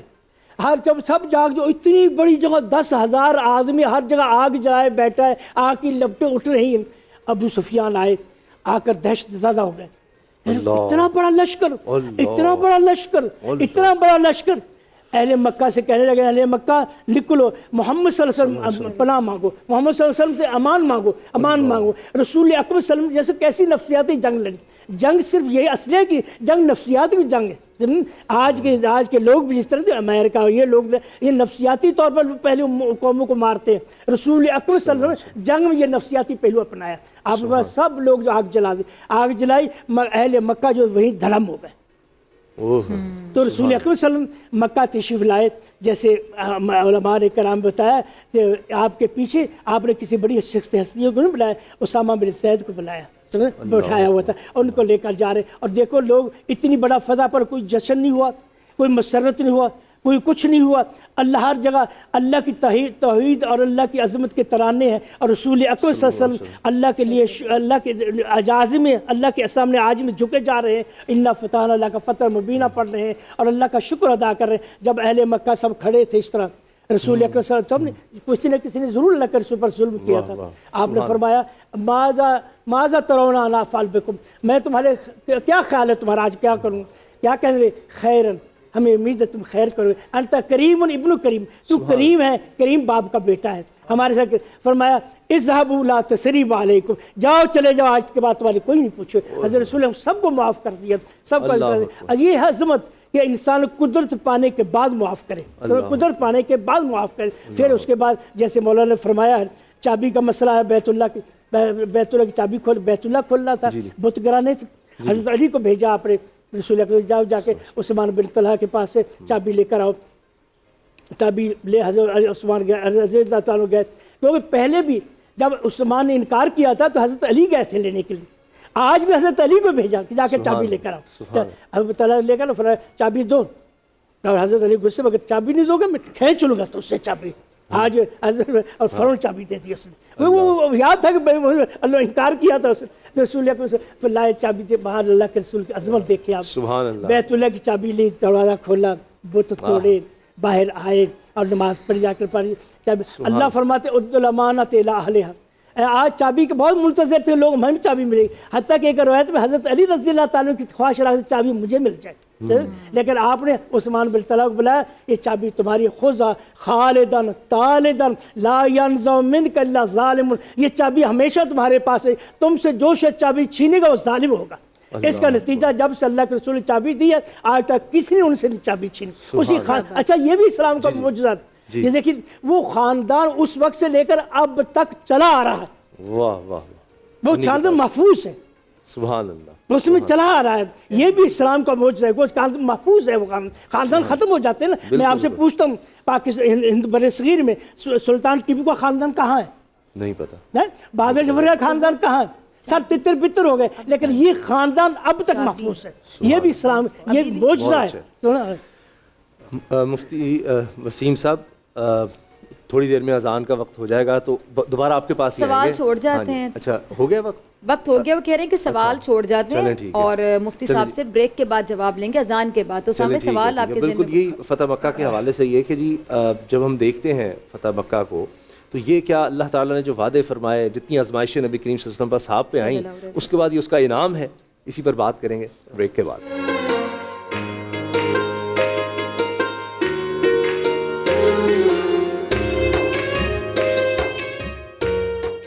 अल्लाहु अकबर अल्लाहु अकबर अल्लाहु अकबर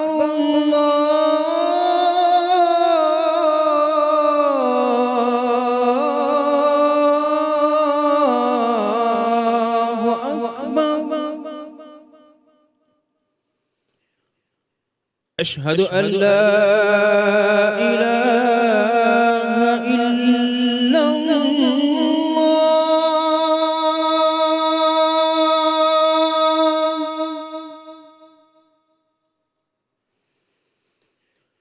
अशहदु अन ला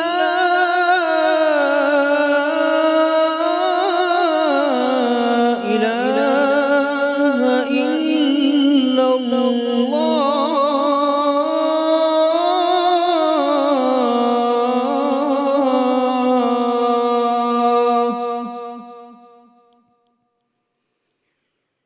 अशहदु अन्न मुहम्मदर रसूलुल्लाह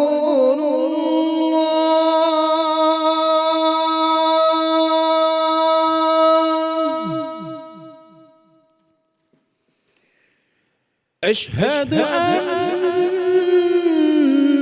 मुहम्मदर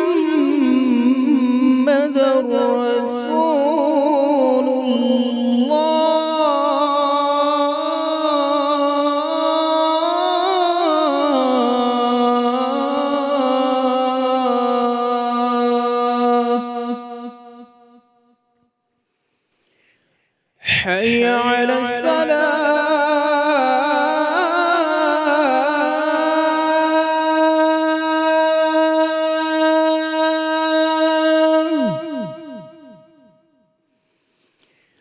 حي على الصلاة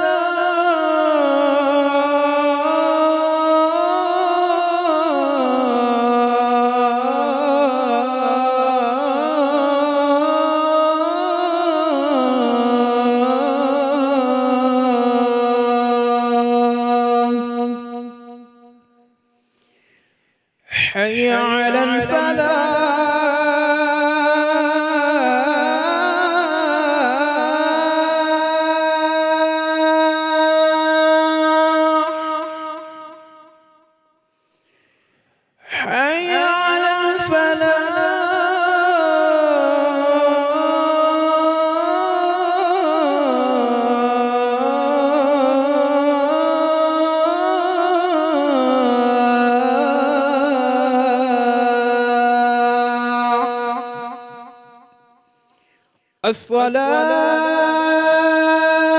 خير من النوم.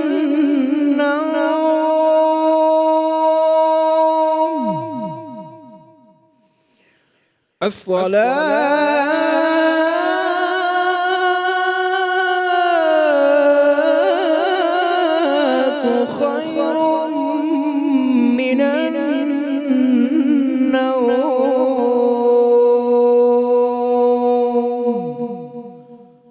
الله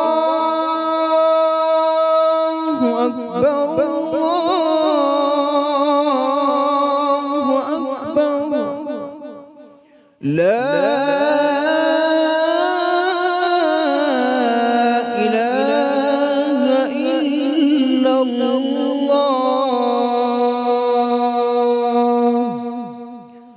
اللهم رب هذه الدعوة التامة والصلاة القائمة آت محمدا الوسيلة والفضيلة والدرجة الرفيعة وابعثه مقاما محمودا الذي وعده وارزقنا شفاعته يوم القيامة إنك لا تخلف الميعاد. جناب 20 رمضان المبارک فتح مکہ کا دن ہم اپنے بڑوں کو بزرگوں کو ان لوگوں کو یاد کر رہے ہیں کہ جن کی وجہ سے آج اسلام ہم تک پہنچا. تو مفتی محمد وسیم صاحب فتح مکہ کے حوالے سے عرض کر رہے تھے کہ جس طرح یہ ہم سب کے لیے سبق ہوتا ہے, انفرادی طور پہ بھی مفتی نوید عباسی صاحب نے بڑی خوبصورت بات کی کہ جب تم کسی پر غالب آ جاؤ تو پھر معاف کرنے کا بھی اس میں ہمیں سبق ملتا ہے. کیا اس میں یہ بھی ہے کہ اگر حق سچ کے لیے انسان استقامت کے ساتھ لگا رہے تو ایک نہ ایک دن اس کو فتح ملتی ہے؟ بسم اللہ الرحمن الرحیم. اسامہ بھائی, فتح مکہ اپنے اندر بے شمار ایسے پہلو موجود ہیں جن سے ہمیں ایک لمبی ڈیبیٹ بھی کر سکتے ہیں اور ہمارے لیے اس میں بہت سارے جو ہے نا تعلیمات کے پہلو بھی ہیں. جیسے آپ نے بریک پر جاتے ہوئے کہا کہ جب لوٹ کر آئے اصحاب رسول حضور علیہ السلام تو فتح ہوئی تو ان کی خوشی کا عالم کیا ہوگا. یہاں سے کوئی شخص بیرون ملک نوکری پر چلا جاتا ہے, 2-3 سال بعد جب وہ لوٹ کر اپنے علاقے میں آتا ہے تو آپ سب جانتے ہیں کہ اس کی خوشی کا عالم کیا ہوتا ہے. یہاں تو 8 سال بعد اپنے آبائی علاقے میں آ رہے ہیں اور وہ لوگ آ رہے ہیں جنہیں نکالا گیا, جن پر ظلم کیا گیا, اور آج اللہ نے وہ وقت وہ موقع عطا کر دیا کہ آج فاتحانہ انداز میں داخل ہو رہے ہیں. تو آج تو معاملہ یہاں کچھ اور ہونا چاہیے. اچھا, خوشی کے ساتھ میں ایڈ کر دوں کہ جذبات بھی کچھ ایسے ہوں گے کہ لفظوں میں بیان نہیں کیے جاتے. جی ہاں, جذبات جیسے جس طرح کے حالات میں چھوڑ کے جانا پڑا, ہجرت فرمانا پڑی, پھر واپس لوٹنا. حضرت سعد بن عبادہ وہ جب آ رہے تھے نا تو ان کی زبان پر یہ الفاظ آ گئے تھے کہ الیوم الیوم الملحمہ, کہ آج تو گمسان کی جنگ ہونی ہے. تو یہ جذبات تھے نا ان کے کہ بھئی اتنے عرصے بعد لوٹ کر آ رہے ہیں, آج تو بدلہ لیں گے. لیکن حضور نے فرمایا نہیں, الیوم یوم المرحمہ, آج تو رحمت کا دن ہے. یعنی آپ نے معافی کی وہ مثال قائم کی ہے جس کا موازنہ کسی صورت ہو ہی نہیں سکتا ہے. دیکھیں نا کہ جب بھی کوئی فاتحانہ انداز سے داخل ہوتا ہے, قرآن کریم کے اندر حضرت سلیمان علیہ السلام کا واقعہ ہے سورہ نمل میں. جب حضرت سلیمان علیہ السلام نے ملکہ بلقیس کو یہ آرڈر کیا نا کہ سلنڈر کر لو, ہمارے پاس آ جاؤ, تو اس نے اپنے وزراء کو بٹھایا اور وزراء کو بٹھا کر یہ کہا کہ قالت ان الملوک اذا دخلوا قریۃ افسدوها وجعلوا اعزۃ اہلها اذلہ. کہا کہ دیکھو جو بادشاہ ہوتے ہیں, حاکم ہوتے ہیں, جب فاتحانہ انداز میں کسی علاقے میں داخل ہوتے ہیں تو وہ وہاں پر کیا کرتے ہیں کہ سب کچھ ختم کر دیتے ہیں, وہاں کے عزت والے لوگوں کو ذلیل کر دیتے ہیں. یعنی یہ تو ایک روایت چلی آ رہی ہے کہ جب آپ فاتحانہ انداز میں داخل ہوں گے تو پھر یہ سب کچھ ہوگا. آپ یہ دیکھیں کہ یہ جو تاتاریوں کے ساتھ جنگ کا سلسلہ رہا اور بعد میں بھی یعنی اسلام کی تاریخ کے بعد بھی ایسا ہوا کہ بغداد کے اندر تو باقاعدہ فاتحانہ انداز میں داخل ہونے کے بعد انسانی سروں کے مینار بنائے گئے. یعنی یہ انداز ہے جو ہے بادشاہان وقت کا, حکماء کا.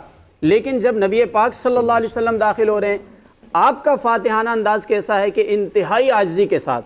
اور جب آپ مکہ میں داخل ہوتے ہیں تو لوگوں سے آپ پوچھتے ہیں کہ تمہارے کیا تاثرات ہیں, یعنی تم میرے بارے میں کیا سمجھتے ہو؟ تو لوگوں نے ایک ہی جملہ کہا کہ اخن کریم ابن اخن کریم، کہا کہ آپ خود بھی کریم ہیں اور کریم کے بیٹے ہیں، ہمیں تو یہی توقع ہے کہ آپ ہمیں معاف کریں گے۔ تو حضور نے فرمایا لا تثریب علیکم اليوم، کہ جاؤ تم سے کوئی باز پرس نہیں ہوگی۔ یہاں ایک پہلو میں اور بھی بتانا چاہوں گا، معافی کا اعلان سب کے لیے کیا گیا، لیکن ابن خطل جو کہ نبی پاک صلی اللہ علیہ وآلہ وسلم کا گستاخ تھا، چونکہ لوگ یہ مثال دے دیتے ہیں کہ حضور نے سب کو معاف کر دیا، آپ ایسا کیوں کرتے ہو؟ نبی پاک صلی اللہ علیہ وآلہ وسلم نے یہی بتایا کہ جو نبی کی شان میں گستاخی کر رہا ہے وہ معافی کے قابل نہیں ہے۔ اس توہین کی وجہ سے وہ کعبے کے پردوں میں چھپا ہوا تھا، دیکھیں اس کو بھی قتل کیا گیا۔ ایک تاثر اور دیا جاتا ہے کہ اسلام میں جہاد ہے، یہ بھی جہاد تھا نا، فاتحانہ انداز میں داخل ہوئے۔ آج جہاد کے لفظ کو بڑا بدنام کر دیا گیا، بلکہ جہاد کا نام لیتے ہوئے لوگ کتراتے ہیں، اب اس کو دہشت گردی سے ملا دیا گیا۔ یہ کانسیپٹ بھی کلیئر ہونا چاہیے، اسلام کا جہاد دہشت گردی نہیں ہے۔ دہشت گردی میں جہاد میں زمین آسمان کا فرق ہے۔ اگر تھوڑا سا ہم موازنہ کریں، آج کے جو امن پسند لوگ ہیں، جو امن کے ٹھیکیدار مانتے ہیں اپنے آپ کو، جو اپنے آپ کو تہذیب یافتہ اقوام جو اپنے آپ کو کہلواتی ہیں، ان میں اور اگر ہم مسلمانوں کی جنگوں میں موازنہ کر کے دیکھ لیں تو ہمیں پتہ چل جائے گا کہ واقعی جو جہاد تھا وہ امن کے لیے آیا، دہشت گردی کے لیے نہیں آیا۔ دیکھیے کم و بیش اسلام کے اندر جو جنگیں لڑی گئی، جن میں نبی پاک صلی اللہ علیہ وسلم خود شریک ہوئے، مختلف روایات ہیں، 19 غزوات، 24 غزوات، 26 27 غزوات، جن میں آپ نہیں شریک ہوئے اس کی بھی مختلف روایات ہیں، 56 ہے، 46 ہے، کل ملا کر با اختلاف روایات 83 66 یا 88 جنگیں لڑی گئی۔ ان اتنی جنگوں کی تعداد کے اندر جو دونوں جانب سے لوگ مارے گئے نا، یعنی دشمنوں کے بھی مسلمانوں کی بھی، یہ سارے مقتول اگر جمع کیے جائیں تو تاریخ بتاتی ہے کہ ان کی تعداد 1140 ہے۔ 88 یا 87 جنگیں لڑ کر دونوں طرف سے مرنے والوں کی تعداد 1140 یا 1040 بتائی گئی ہے۔ اب آپ بتائیے اگر جہاد کا مقصد لوگوں کو قتل کرنا ہوتا، خون ریزی ہوتی، لوگوں کی گردنیں مارنا ہوتا، اتنی کثیر جنگوں میں اتنے کم لوگ مرتے۔ یہاں اگر میں آپ کو یہ جو دوسری جنگ عظیم کی مثال دے دوں تو اس کے اندر صرف جو امریکہ اور برطانیہ اس کے اتحادی تھے، 1 کروڑ سے زیادہ ان کے لوگ مارے گئے۔ فریقین میں سے 1.5 کروڑ ریکارڈ پر موجود افراد مارے گئے۔ صرف روس کے 75 لاکھ فوجی مارے گئے، جرمنی کے 26 لاکھ فوجی مارے گئے، اور بھی کئی ممالک، جاپان کے 15 لاکھ سے زیادہ فوجی مر گئے۔ یہاں اسلام کو دہشت گردی سے ملا دیا جاتا ہے، جہاں اتنی ساری جنگیں ہوئی 1000 بندہ مرتا ہے، یہاں جو تہذیب یافتہ اقوام اپنے آپ کو کہلوانے والے وہ کروڑوں لوگوں کو مار دیتے ہیں، اور پھر بھی کیا بولتے ہیں کہ بھائی ہم امن قائم کرنے کے لیے یہ کام کر رہے ہیں، چلا دیتے ہیں۔ ابھی آپ دیکھیں حال ہی میں آپ دیکھ لیں نا، عراق پر کیا ہوا، آپ دیکھیں افغانستان میں کیا ہوا، شام میں کیا ہوا، لیبیا میں کیا ہوا، یعنی امن کے نام پر اتنے لوگوں کو مار دیا۔ تو اگر یہ دہشت گردی کا نام لے کر ماریں تو پھر یہ کیا کریں گے؟ یہ تو امن کے نام پہ مار رہے ہیں نا۔ اب میں تھوڑا سا ذرا فرق سمجھا دوں کہ جو جہاد ہے اور جو دہشت گردی ہے، جہاد کیوں وضع کیا گیا، جہاد کس لیے آیا؟ دیکھیے جہاد کا پہلا کام یہ تھا کہ جہاد کرنے کا مقصد فقط اللہ کی رضا ہے۔ یہ جو آج لوگ بیٹھے ہیں امن کے ٹھیکیدار، یہ اپنی نفسانی خواہشات پوری کرتے ہیں، اور دہشت گردی کی تعریف یہی ہے کہ جس میں اپنی نفسانی خواہشات کو پورا کیا جائے۔ جہاد میں نفسانی خواہشات نہیں پوری کی جاتی، وہاں فقط اللہ کی رضا ہوتی ہے۔ اس لیے حضور علیہ السلام نے جب حضرت علی کرم اللہ وجہ الکریم کو خیبر کی جانب بھیجا تو حضور نے فرمایا کہ آپ نے جا کر اسلام کی دعوت دینی ہے۔ اگر کوئی ایک شخص بھی آپ کے کہنے پر اسلام لے آیا، حضور نے فرمایا دنیا و ما فیہا سے بہتر ہوگا۔ جہاد کا مقصد ہے ظالم کو اس کے ظلم سے روکنا اور مظلوم کی مدد کرنا، یہ ہے جہاد کا مقصد۔ اور آج جو کچھ یہ ممالک مل کر پوری دنیا میں اسلام کے خلاف کر رہے ہیں، یہ تو ظلم ڈھائے جا رہے ہیں۔ اگر یہ ظالم کے خلاف ہوتے تو پھر یہ مظلوم کشمیریوں کی مدد کرتے نا، پھر یہ مظلوم افغانستان کے لوگوں کی مدد کرتے، فلسطینیوں کی مدد کرتے، لیکن انہوں نے ایسا نہیں کیا۔ اب دیکھیے جہاد کو اللہ نے اس لیے وضع کیا تاکہ دنیا سے فتنہ ختم ہو جائے۔ یہ پوری دنیا میں فتنہ پھیلانے والے لوگ ہیں جنہوں نے امن کا نام لے کر فتنہ پھیلا رکھا ہے۔ وَقَاتِلُوهُمْ حَتَّى لَا تَكُونَ فِتْنَةٌ، اللہ نے جہاد کا مقصد قرآن میں بیان کیا کہ جہاد کو اس لیے رکھا ہے کہ دنیا سے فتنہ ختم کرو۔ میں یہ کہتا ہوں کہ آج ہم جہاد کو بھول گئے، جہاد کو دہشت گردی سے ملا دیا، جہاد پر عمل نہ کیا، یہ اس کی وجہ سے ہم کائنات میں دیکھ رہے ہیں کہ مسلمان پس رہے ہیں.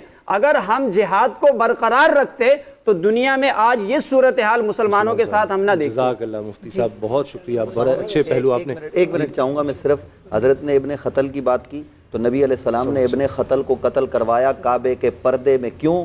وہ نبی علیہ السلام کو گالیاں دیتا تھا. حضرت نے دوسری بات کی کہ اسلام کی یہ جو کل جنگیں توحید کے لیے لڑی گئی 1100 یا 1200 لوگ شہید ہوئے, تو ہمیں یہ پہلو بھی بتانا چاہیے صرف مسلمہ کذاب کے خلاف عقیدہ ختم نبوت کے دفاع کے لیے میرے نبی کے صحابہ نے, بدری صحابہ سے لے کر بعد والے صحابہ تک اور دیگر علماء صحابہ نے تقریباً 1400 سے زائد جانوں کی قربانی دے کر نبی علیہ السلام کے ختم نبوت کی حفاظت کی, اور اس حال میں کی ہے کہ کائنات آج اس جنگ کو پڑھے کہ زنجیریں باندھ کر وہ منکرین ختم نبوت کے ساتھ لڑے ہیں. تو بات یہ ہے کہ مسلمان جان دیتا ہے, اپنے نبی پر قربان کرتا ہے. کوئی نبی کی ناموس پر حملہ کرے تو وہ ابن خطل کعبے میں بھی اس کو قتل کر دیا جاتا ہے, اور کوئی جانی دشمن ہو تو نبی علیہ السلام اسے معاف کر دیا. سبحان اللہ, سبحان اللہ. جناب ہمیں اجازت دیجیے, انشاءاللہ آپ سے افطار میں ملاقات ہوگی, لیکن جاتے ہوئے ہم رضوان گھمن سے نعت سنتے ہیں.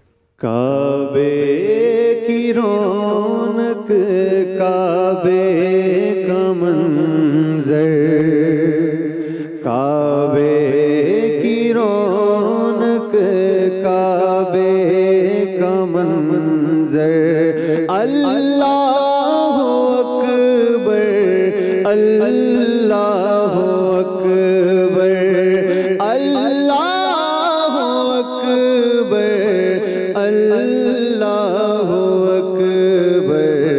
دیکھوں تو دیکھے جاؤں برابر, دیکھوں تو دیکھے جاؤں برابر, اللہ اکبر اللہ اکبر. حمد خدا سے تر ہے زبانیں, کانوں میں رس گھولتی ہیں اذانیں. حمد خدا سے تر ہے زبانیں, کانوں میں رس گھولتی ہیں اذانیں. بس ایک سزا آ رہی ہے برابر, اللہ اکبر اللہ اکبر اللہ اکبر اللہ اکبر. اور مانگی ہے میں نے جتنی دعائیں,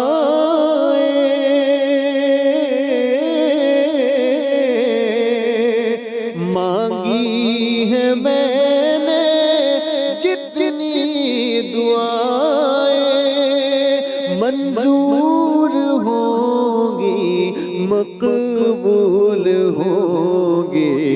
میزاب رحمت ہے میرے سر پر, اللہ اکبر اللہ اکبر اللہ اکبر اللہ اکبر.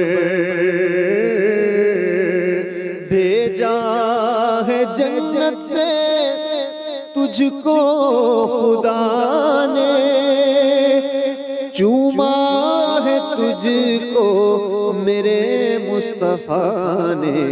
اے حجر اسود تیرا مقدس